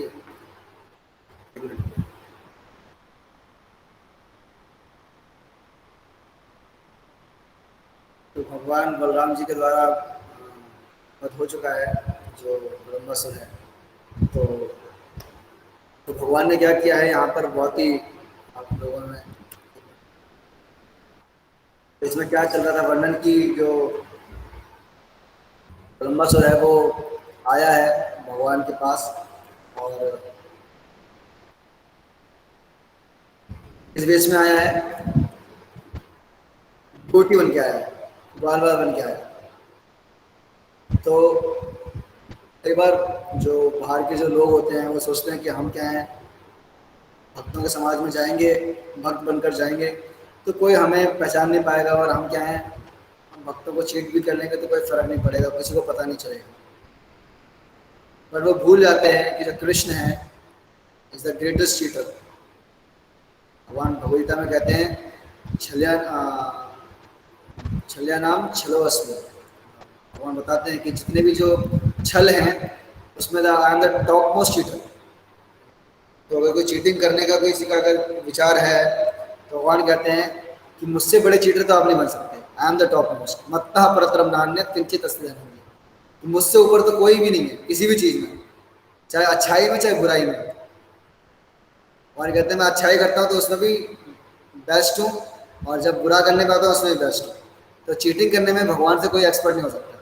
दुर्योधन ने बहुत प्रयास किया पांडवों को चीट करने का अलग अलग तरीके से, लेकिन भगवान ने जब चीट करना स्टार्ट किया तो सारे जो कौरव हैं उनके कहते हैं ना एक तरह से भगवान ने क्या पूरा स्टेडियम ही खाली कर दिया उन्होंने। जितने 100 उनके ब्रदर्स थे, जितना भी उनकी सेना थी, सबका सब भगवान ने समेट दिया।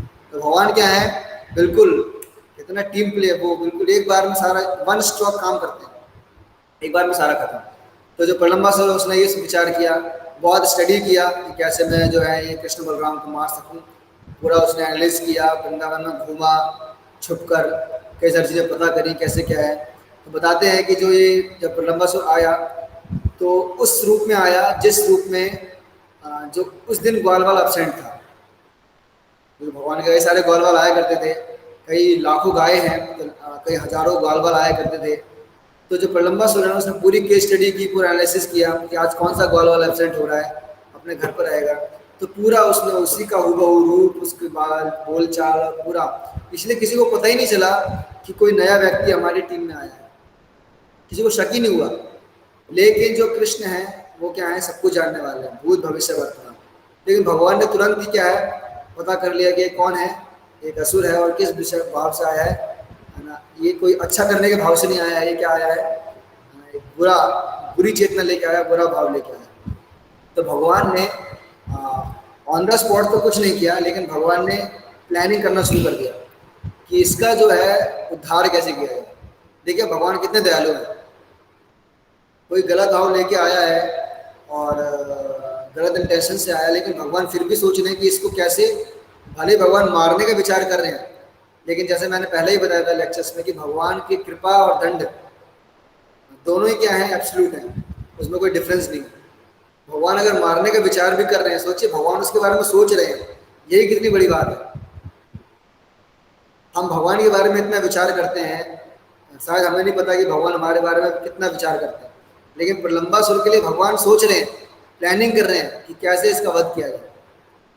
दैट्स नॉट अ ऑर्डिनरी बात कि जो भगवान उसके बारे में सोच रहे हैं। तो भगवान वहाँ पे अभी जो प्रलंबासुर है उसको देख लेते हैं और समझ जाते हैं। तो भगवान क्या करते हैं, अब एक प्लानिंग करते हैं गेम के थ्रू उसको मारने का। भगवान को पता है कि हमें मारने के भाव से आया है, तो इसको एक अपॉर्चुनिटी देनी चाहिए। तो भगवान अपॉर्चुनिटी भी देते हैं, है ना, कि व्यक्ति वो कार्य कर पाए, लेकिन करते भगवान अल्टीमेटली जो उनको अच्छा लगता है।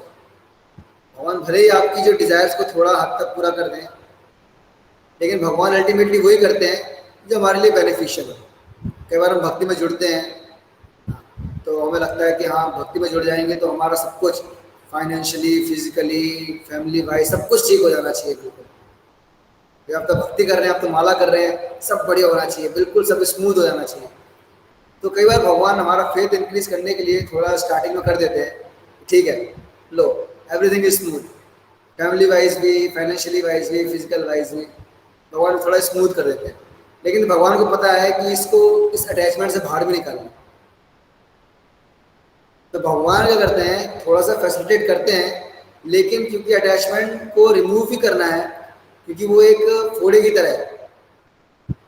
जो अटैचमेंट्स हैं वो फोड़े की तरह है, वो केवल फूंक मार के ठीक नहीं होंगे। अगर फोड़े के ऊपर आप फूंक मार दो तो इससे नहीं कि वो ठीक हो जाएगा। इसके लिए आपको क्या है, ऐसा व्यक्ति चाहिए जो आपके दर्द को देखते हुए भी उस फोड़े को दबाए और जो अंदर का जो गंदगी है उसको निकाले। दर्द होगा, एब्सोल्युटली दर्द होगा, कोई इसमें शक नहीं है, लेकिन जब वो गंदगी निकल जाएगी तो जिस व्यक्ति ने वो कार्य किया उसके प्रति आपका बहुत ही आभार होगा, क्योंकि अब आप डेली के जो पेन है उससे निवृत्त हो जाएंगे। क्योंकि एक बार का जो पेन है उससे आप हमेशा के जो पेन है उससे मुक्त हो गए।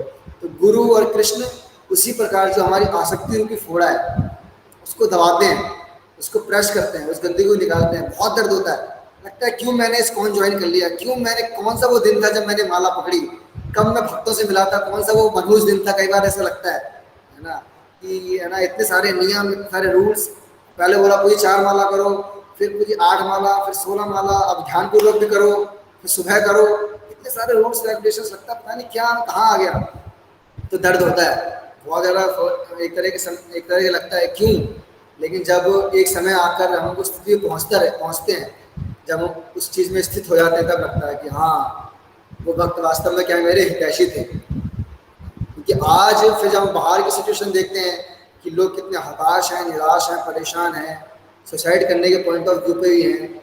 मैं हूँ, भले मेरे जीवन में बहुत कष्ट है, लेकिन फिर भी मैं माला जप करके क्या संतुष्ट हूँ। भले मेरे जीवन में बहुत कठिनाइयाँ हैं, लेकिन फिर भी क्या है, मैं भक्तों का श्रवण कर कर, कीर्तन सुन के, भगवत कथा सुन के क्या है, मैं अपने उस जो अग्नि को शांत करने के पास मेरे पास क्या एक अस्त्र है, मेरे पास एक मलहम है। भले ही है ना मेरे उसमें कई सारे जख्म हैं, तो ये क्या है, जो भक्त हैं, जो कृष्ण हैं, वो उसको क्या करते हैं, ट्रीट करते हैं। तो प्रभुपाद जी कहा करते थे, और कई भक्त भी कहा करते हैं कि या तो आप अपने आप ही अपना ट्रीटमेंट कर लीजिए, अपनी जो अटैचमेंट्स हैं या अपनी जो भी भक्ति के बीच में जो विघ्न है उसको हटा दीजिए। फिर भगवान जब करेंगे थोड़ा दर्द होता है, तो बता रहे कि भगवान जब ऑपरेशन करते हैं विदाउट एनेस्थीसिया करते हैं, कोई बेहोशी का इंजेक्शन नहीं देते, तो उसमें जब दर्द होता है। तो अच्छा है कि हम खुद ही क्या है वॉलंटरली जो हम चीज़ों को भगवान को अर्पित करके भगवान की सेवा में अधिक से अधिक अपने आप को लगाएं। नहीं तो भगवान को, अपने भक्तों को छोड़ते नहीं, उनको किसी ना किसी प्रकार सेवा में लगाते हैं। अब देखिए यहाँ पर प्रलंबासुर को भगवान सेवा में लगाने के लिए क्या कर रहे हैं, अब एक गेम ऑर्गेनाइज कर रहे हैं कि ठीक है हम 2 पालियां बांटेंगे, और 2 पालियों में एक पाली कृष्ण की और एक पाली बलराम की, आप दोनों आपस में क्या है बढ़ जाइए। तो अब देखिए जो प्रलंबासुर है ना, थोड़ा जैसे होता है ना, कहीं हम किसी के पास जाते हैं, कुछ करने जाते हैं, मान लीजिए किसी दूसरे देश में हमला करना है, तो बड़ी जो है ना अलग अलग प्रकार की जो वो होती हैं, जैसे रॉ होती है या फिर अलग अलग प्रकार की जो एजेंसीज होती हैं, जो क्या है जासूसी का काम करती हैं, जाकर पूरा पता करती हैं कितना वहाँ पे है ना मिलिट्रीज है, कितने उनके पास टैंक्स हैं, कितने उनके पास जो भी आर्म्स एंड वेपन्स हैं, कहाँ उनका खाने का इंतजाम है, क्या जितना जो भी नॉलेज होती है सारा अटेंड करती है, उसके बाद फिर हमला करते हैं। ऐसा नहीं मुंह उठाया चलो जी पाकिस्तान का हमला करना है, ऐसा नहीं, पूरी उसके पीछे बहुत बड़ी स्टडीज होती है, उसके बाद हमला होता है। तो प्रलंबा में पूरा वृंदावन का पूरा दौरा लगा के आया था, पूरा उसने पूरा फ्लो चार्ट बनाया, स्टैटिस्टिक्स बनाया, जितने भी जो कर सकते थे उसने किया। तो उसने क्या कंक्लूजन निकाला, लेकिन बस प्रॉब्लम ये थी उसके साथ, वो बहुत शक्तिशाली तो था लेकिन बुद्धू बहुत था, is not a very intelligent. यहाँ पे लिखा है कि बहुत very important demon but is very full demon also. उसको क्या लगा, उसने क्या अनुमान लगाया कि जो कृष्ण है ना वो तो बहुत शक्तिशाली है, क्योंकि उसने सारे असुरों को मारा है।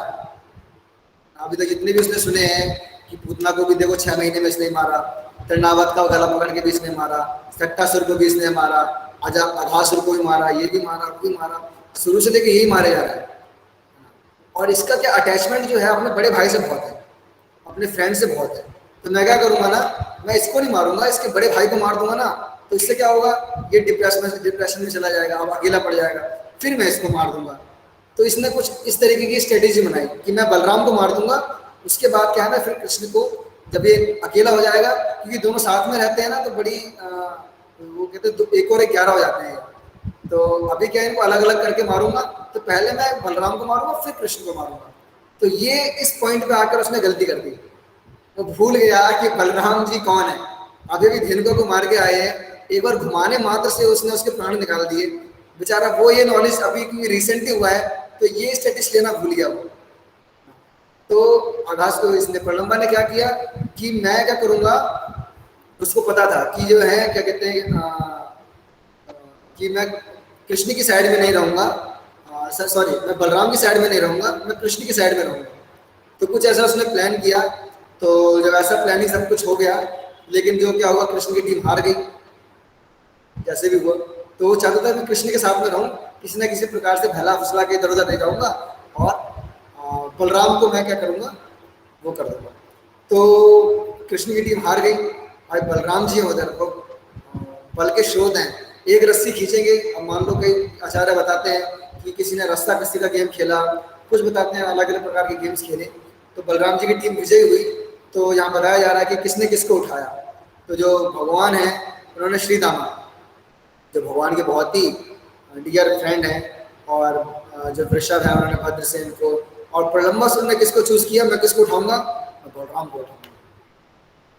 तो बहुत बड़ी गलती की जैसे इसने अपनी लाइफ की कि ना बलराम को उठाने का उसने जिम्मा लिया। लेकिन दूसरी तरफ ये बहुत बड़ी कृपा थी कि स्वयं जो आदि गुरु हैं, जो सब कुछ धारण करते हैं, आनंद शेष के रूप में पूरा ब्रह्मांड को धारण करते हैं, उसको क्या है उसने धारण करने का एक तरह से जो भी विनीत सेवा की, गुरु की सेवा की, इसी वजह से क्या है उसको एक तरह से क्या है उसको लिबरेशन प्राप्त होगी भगवान की सेवा करने। तो प्रलंबासुर ने फिर प्लान किया कि ठीक है कृष्ण के सामने नहीं मारूंगा, क्योंकि अगर यहाँ कहीं कुछ केस किया तो क्या है कृष्ण तुरंत आ जाएगा और मेरा वध कर देगा। तो मैं दूर लेके जाता हूँ, और दूर ले जाके क्या है मैं बलराम जी का वध करूँगा। तो ये एक तरीके से एक मानसिकता है कि कृष्ण और जो बलराम, तो कृष्ण को अलग समझना, बलराम को अलग समझना। वास्तविक रूप में जो चैतन्य चरितामृत में बताते हैं, there is nothing difference between Krishna and Balarama. Only difference क्या, भिन्न मात्र का है, केवल कलर का डिफरेंस है। तो एक बार ऐसे यमुना माता जी, आप में से कई लोग जानते होंगे, जिन्होंने बहुत सुंदर जो गोविंद आदि पुरुषम, जो सुबह भगवान को जब ग्रीट करते हैं, तो जो MP3 प्लेयर जो सॉन्ग चलता है, गोविंद आदि पुरुषम भजामि, तो ये जो सॉन्ग है स्वयं यमुना माता जी ने गाया था, प्रभुपाद की वेरी डियर डॉटर। तो यमुना माता जी और तपाल कृष्ण महाराज, इन दोनों के बीच में थोड़ा सा ना ये डिस्कशन चल रहा था, what is the difference between Krishna and Balaram. तो यमुना माता जी ने कहा the Krishna is black, Balaram is white. Tapal Krishna Maharaj का नो, कि जो कृष्ण है वो राधा रानी के साथ रहते हैं और बलराम जी नहीं रहते, दैट्स द डिफरेंस। तो दोनों कह रहे नहीं ये मेरा सही है, मेरा सही है। तो उन्होंने कहा ठीक है हम प्रभुपाद के पास चलेंगे, प्रभुपाद जी बताएंगे। तो प्रभुपाद के पास जाते हैं, तो यमुना माता जी कहते हैं Prabhupada you told there is a difference between Krishna and Balaram और the colour, Krishna is black and Balaram is white. Yes that's right. तो फिर तपाल कृष्ण महाराज कहते हैं but Prabhupada you also told कि Krishna enjoys with Radha Rani but Balaram not. Yes that is also right. कह रहे Prabhupada but what is the right? तो प्रभुपाद कहते हैं कि ये आप लोग डिस्कस कर लो क्या राइट है, because both are the right, because it is absolute platform. तो प्रभुपाद जी इस तरीके से कई बार क्या है वो बड़ा अपने शिष्यों के बीच में वो क्या करते थे, तो इज नथिंग डिफरेंस। तो जो प्रलंबासुर है वो क्या करता है, बलराम जी को वहाँ से ग्वाल वालों से दूर ले जाता है। तो यहाँ पर वर्णन आ रहा है कि जो जब लेके जा रहे हैं तो जो प्रलंबासुर है उसको बलराम जी बहुत ही हैवी लग रहे हैं, बहुत हैवी, कैसे पर्वत के समान, इतने हैवी भगवान की। सोचिए जिन्होंने पूरा ब्रह्मांड धारण किया हो, असंख्य ब्रह्मांड, उनका भार उठाने की शक्ति की धारण वाले कौन रख सकता है? तो इतना बल था बलराम जी के अंदर कि धारण नहीं कर पाया। तो अब उसने क्या किया कि ठीक है मैं ग्वाल वाल के रूप में तो नहीं कर पाऊंगा, मैं छोटा सा बच्चा हूँ मैं क्या, तो उसने क्या किया अपना ओरिजिनल फॉर्म जो प्रलंबासुर का फॉर्म था कि उसको धारण किया। बिल्कुल blackish body, red hair, iron red hot eyes, और बिल्कुल उसने क्या किया नुकतों से अपने आप को बिल्कुल चमचमाते हुए गोल्ड से पूरा ऑर्नामेंटेड था। तो उस रूप को उसने धारण किया, तो वो रूप क्या था, बादलों तक छू रहा था, इतना ह्यूज हाइट थी उसकी। जैसे हमने अगासुर का और पूतना का वर्णन पढ़ा कि इतनी लंबी लंबी 12 मील जो पूतना का हाइट थी, तो ऐसे जो अगासुर था वो भी क्या था, बहुत ही लंबा था। तो उसकी जो ऊंचाई क्या है, बादलों को छू रही थी। तो वहाँ पर डिस्क्रिप्शन आ रहा है कि बलराम जी कैसे लग रहे हैं उस प्रलंबासुर के ऊपर, कि जैसे जो प्रलंबासुर का शरीर है वो काला है, तो कैसे बादलों की तरह डॉट्स काले होते हैं, और जो बिजली है वो उसके जो ऑर्नामेंट्स हैं, जो मुकुट और जो उसने जो भी गोल्ड ऑर्नामेंट्स पहने हैं, तो वो क्या बिजली की तरह। और उसके पीछे जो काले चंद्रमा के पीछे से एक जो मून निकल रहा हो, अगर चंद्रमा फुल मून दिखाई दे रहा हो, जनरली होता नहीं ऐसा, लेकिन बारिश हो रही हो तो अगर काले बादल हो तो कुछ दिखाई नहीं देता, लेकिन यहाँ पर ऐसी सुंदर एनालॉजी दे रहे हैं सुखदेव गोस्वामी, जैसे काले बादलों के बीच में बिजली चमक रही है और उसके पीछे से फुल मून निकल रहा है बलराम जी। तो ऐसे क्या है, बलराम जी उसके ऊपर लग रहे हैं। तो बहुत सुंदर यहाँ पे एनालॉजी देते हुए जो सुखदेव गोस्वामी समझा रहे हैं। तो जब ये सब हो रहा है तो बलराम जी एक समय के लिए क्या बिल्कुल ना शॉकिंग हो गए, अभी तो बच्चा था एकदम इतना बड़ा कैसे हो गया, तो होता है बिल्कुल शॉकिंग हो गया, बलराम जी समझ नहीं पाए हुआ क्या ऑन द स्पॉट। तो एक समय के लिए बलराम जी भयभीत हो गए, ये क्या हुआ। तो कई आचार्य बताते हैं देयर आर डिफरेंट कॉज कि बलराम जी क्यों भयभीत हुए। तो कई लोग बताते हैं कि बलराम जी को लगा कि अरे ये तो ग्वाल वाल था, कृष्णा ने इसको एज अ फ्रेंड एक्सेप्ट किया, अब मैं इसको मारूंगा तो कृष्णा कहीं गुस्सा ना हो जाए कि मेरे फ्रेंड को मार दिया। तो एक तो उन्हें ये लग रहा था कि अगर इसको मारना तो पड़ेगा, असुर है, और कृष्णा कहीं बोले आपने मेरे फ्रेंड को मार दिया, अरे कुछ भी वो असुर था लेकिन मैंने तो उसको फ्रेंड तो माना था। तो बलराम जी को एक तो ये लगा, दूसरा लगा अरे ये यहाँ पर मेरे साथ में है, कहीं दूसरा असुर कृष्णा के कहीं हार्म ना कर रहा हो, तो एक उसकी टेंशन आ गई कि एक इधर आया हो सकता है दूसरा कृष्णा को मारने उधर आ रहा हो, क्योंकि बलराम जी हमेशा जो कृष्ण को है प्रोटेक्ट किया करते थे, क्योंकि कृष्णा पूरे वृंदावन में बलराम जी के अलावा किसी की नहीं सुनते थे। मतलब आप सोच लीजिए नंद महाराज यशोदा मैया को भी एक बार कृष्णा मना कर देते थे, लेकिन बलराम जी अगर बोले तो कभी कृष्ण क्या है उसके लिए मना नहीं करते किसी भी कार्य के लिए। तो ये क्या है, भले ही करना वही होता था कृष्णा को जो करना होता था, लेकिन फिर भी क्या है वो रिस्पेक्ट बहुत करते थे बलराम जी को। तो बलराम जी ने जब देखा कि ऐसा ऐसा है, तो बलराम जी ने फाइनली क्या डिसाइड किया, ठीक है अब तो इसको मारना ही पड़ेगा।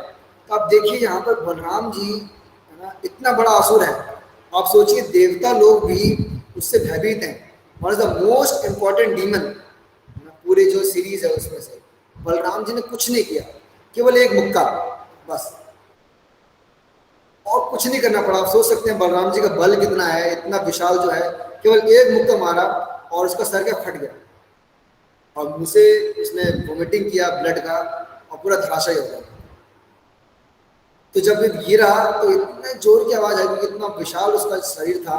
जब गिरा तो सारे कॉल वालों ने सुना, सारी गायों ने सुना, तो भागते हुए स्थान पर आए, और जब आए तो देखा कि क्या है, जो प्रलंबासुर मरा हुआ है। सब लोग बड़े वो हुए कि अरे इतना बड़ा असुर।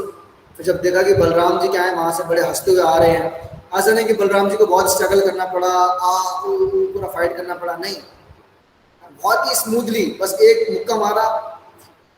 तो बलराम जी ना थोड़ा ना एक्चुअली वो बहुत ना गंभीर टाइप के वो हैं, कृष्णा थोड़ा सा क्या है थोड़ा खेल खाल में थोड़ा खेलेंगे, फिर मारेंगे, पहले खुद पंच खाएंगे फिर पंच मारेंगे, तो इज लाइक अ हीरो, क्योंकि पूरा शो, पूरी टीम बैठी हुई है ना, सबको पूरा लाइव शो दिखाते हैं भगवान, पहले वो मारेगा फिर भगवान उसको मारेंगे, फिर भगवान गिरेंगे, जैसे कालिया के साथ भी हुआ था, है ना, या धेनु का, अलग अलग जो होते हैं। लेकिन बलराम जी ना इतना नहीं करते, और कहते हैं one shot team, one short film होती है, केवल एक क्लिप चलाते हैं, बस एक मारा खत्म किया, देखने वाला कोई है नहीं ऑडिशन। भगवान ने कहा ठीक है, ऑडियंस तो है नहीं, खत्म करो चलते हैं।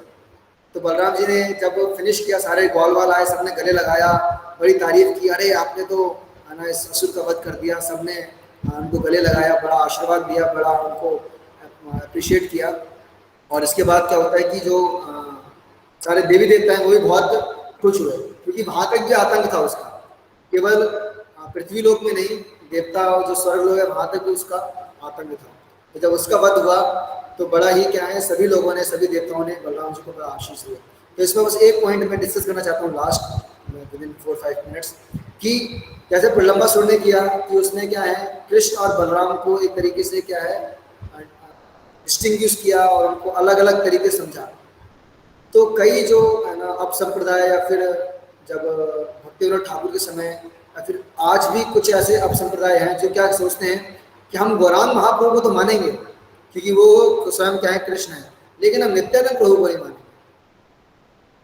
तो क्या करते हैं वो, या तो गौर गदाधर की सेवा करते हैं, या फिर महाप्रभु राधा कृष्ण की सेवा, वो नित्यानंद प्रभु की सेवा ही नहीं करते। वो क्या कहते हैं कि नित्यानंद प्रभु तो क्या है भगवान के एक सेवक है, एक सर्वेंट है, बट वो भूल जाते हैं कि नित्यानंद प्रभु कौन है, वो स्वयं बलराम है।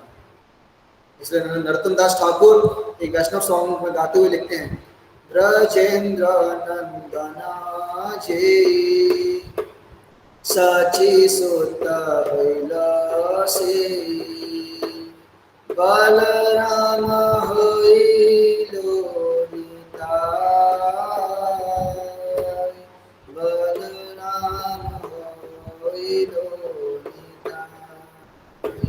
उसमें बोल रहे हैं कि जो ब्रजेंद्र नंदन है, जो कृष्ण है, वो कौन है, वही सचीसुत बन के आए हैं।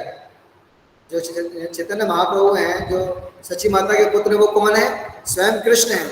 और बलराम कौन है, वही नित्यानंद प्रभु है, वही निताई है। तो उनमें कृष्ण बलराम में और गौर नित्यानंद में भेद देखना सबसे बड़ी मूर्खता है। और यहाँ तक कि महाप्रभु कहते हैं कि कोई अगर नित्यानंद प्रभु को छोड़कर मेरे पास आता है तो मैं कभी उसको स्वीकार नहीं करूँगा।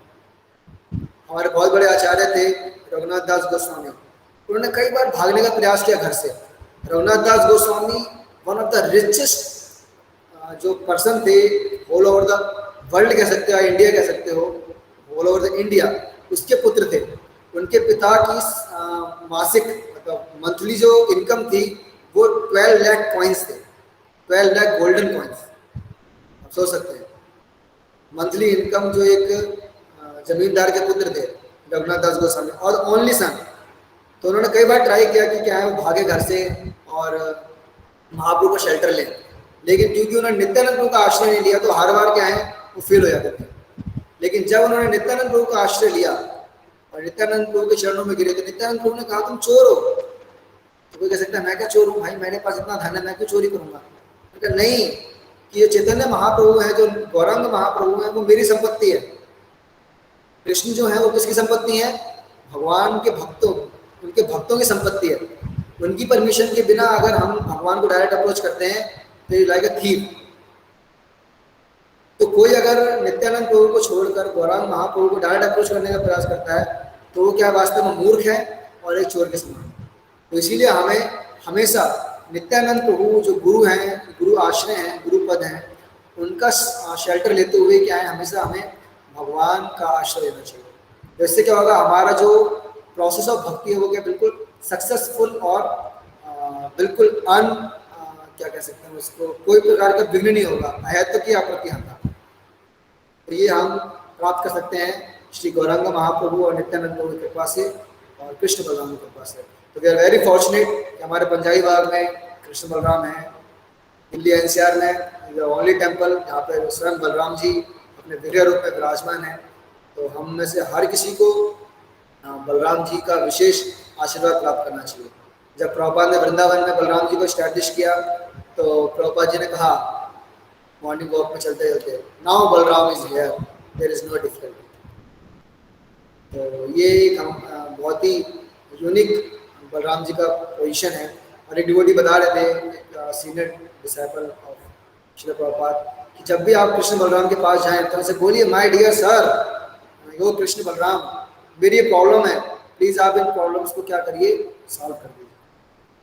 अब ऑब्वियसली हमें अपनी स्पिरिचुअल प्रॉब्लम्स को ही लेके जाना चाहिए, but if there is any material problems भी, तो कृष्ण बलराम क्या रेडी हैं अपने भक्तों की उन प्रॉब्लम्स को भी सॉल्व करने के लिए, ताकि वो आसानी से जो अपनी जो आध्यात्मिक जो उनकी जो जर्नी है उसको ईजिली कर पाएँ। तो यही कुछ शब्द थे जो मैं इस लीला से समझ पाया।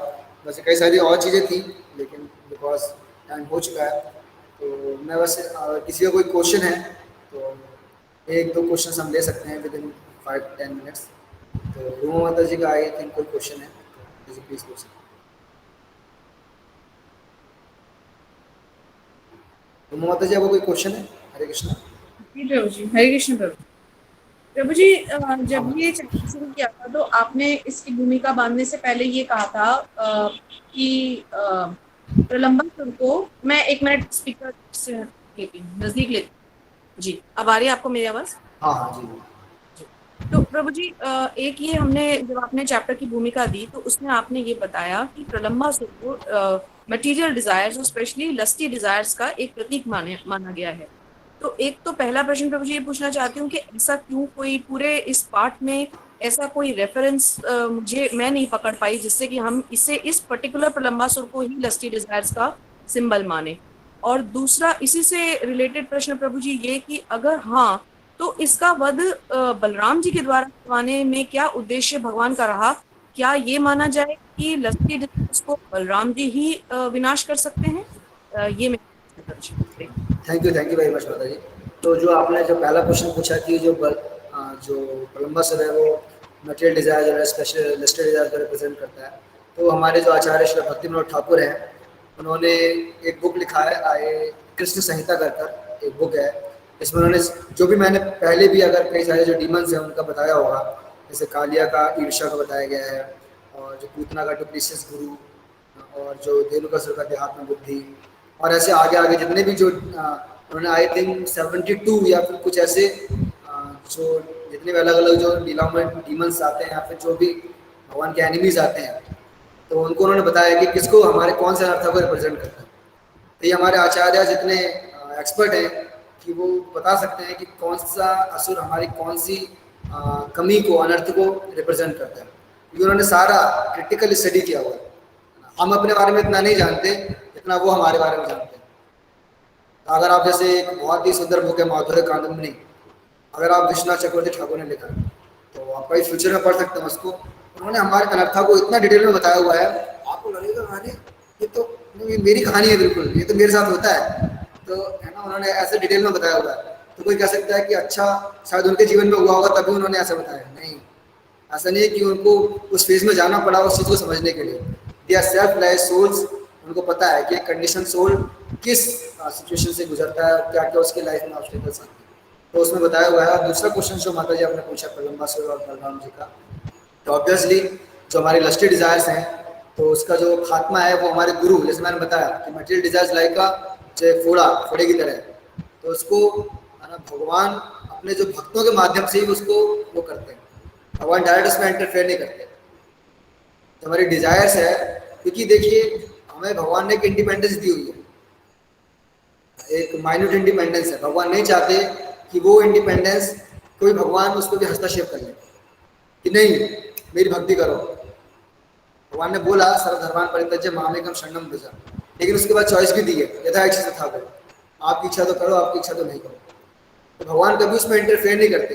लेकिन डिवोटीज आर मोर क्या कहेंगे आप, कंपैशनेट टू कृष्णा, कि वो जाकर बोलते नहीं नहीं आप करो आप करो आप करो। तो ये क्या है वास्तव में, गुरु और कृष्ण जो भगवान के भक्त हैं, क्योंकि भगवान उनकी संपत्ति है, तो भगवान खुद अपने आप को नहीं दे सकते, तो क्योंकि उसकी जो फ्रेंचाइजी वो भक्तों को दे रखी है, वो एजेंट है, तो वो जाकर क्या है डोर टू डोर डिलीवरी करते हैं, आप लीजिए आप लीजिए। कई बार नहीं मिले तो जबरदस्ती नहीं, ले लीजिए ले लीजिए। तो ये भक्तों का स्वभाव होता है, they are more compassionate to Krishna. तो ये भक्तों का स्वभाव है।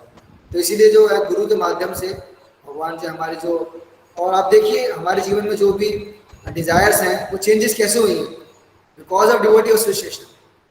हमने भक्तों को संग किया है तभी हमारी जो डिजायर्स वो चेंज हुई, भक्तों को देख कर, भक्तों से सुनकर। और भगवान, ठीक है हम गीता पढ़ी होगी हमने, कई अलग अलग चीजें भी करी होंगी, लेकिन जितना प्रभाव भक्तों से मिलकर उनको देखकर होता है, जितना परिवर्तन वो शायद सुनकर, वो शायद हम पढ़कर भी नहीं कर पाए। तो ये बहुत इससे इफेक्ट पड़ता है, ये तो है माता जी। तो मैं इतना ही आपको समझा पाऊँ। ठीक है, वंदना माता जी का एक क्वेश्चन है। हरे कृष्णा प्रभु जी। प्रभु जी ये बहुत छोटा सा ही प्रश्न है, लेकिन मैंने क्योंकि ये 2-3 चैप्टर्स में ये चीज पढ़ी है अलग अलग जगह, तो इसलिए मैं आपसे पूछना चाहूंगी। यहाँ पे जैसे बताया आपने कि भगवान बलराम जी ने मुष्टि प्रहार किया असुर के ऊपर, जिस प्रकार इंद्र पर्वत पर अपना वज्र प्रहार करता है, तो ये लाइन जिस प्रकार इंद्र अपना वज्र प्रहार करता है पर्वत पे, मैंने वो कई जगह पढ़ी है।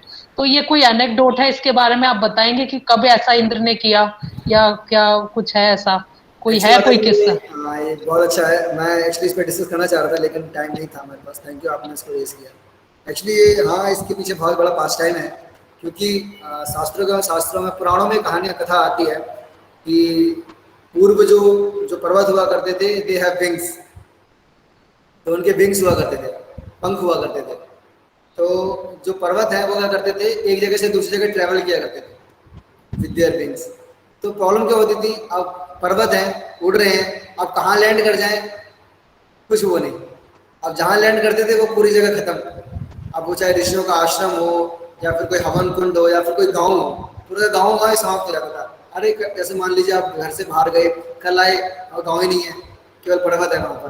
तो बड़ा वो एक तरीके से ना पूरे पृथ्वी पे एक तरह से वो फैला हुआ था। तो अलग अलग जैसे आपने विंध्याचल, द्रोण, हिमालय, सब इतने बड़े बड़े पर्वत।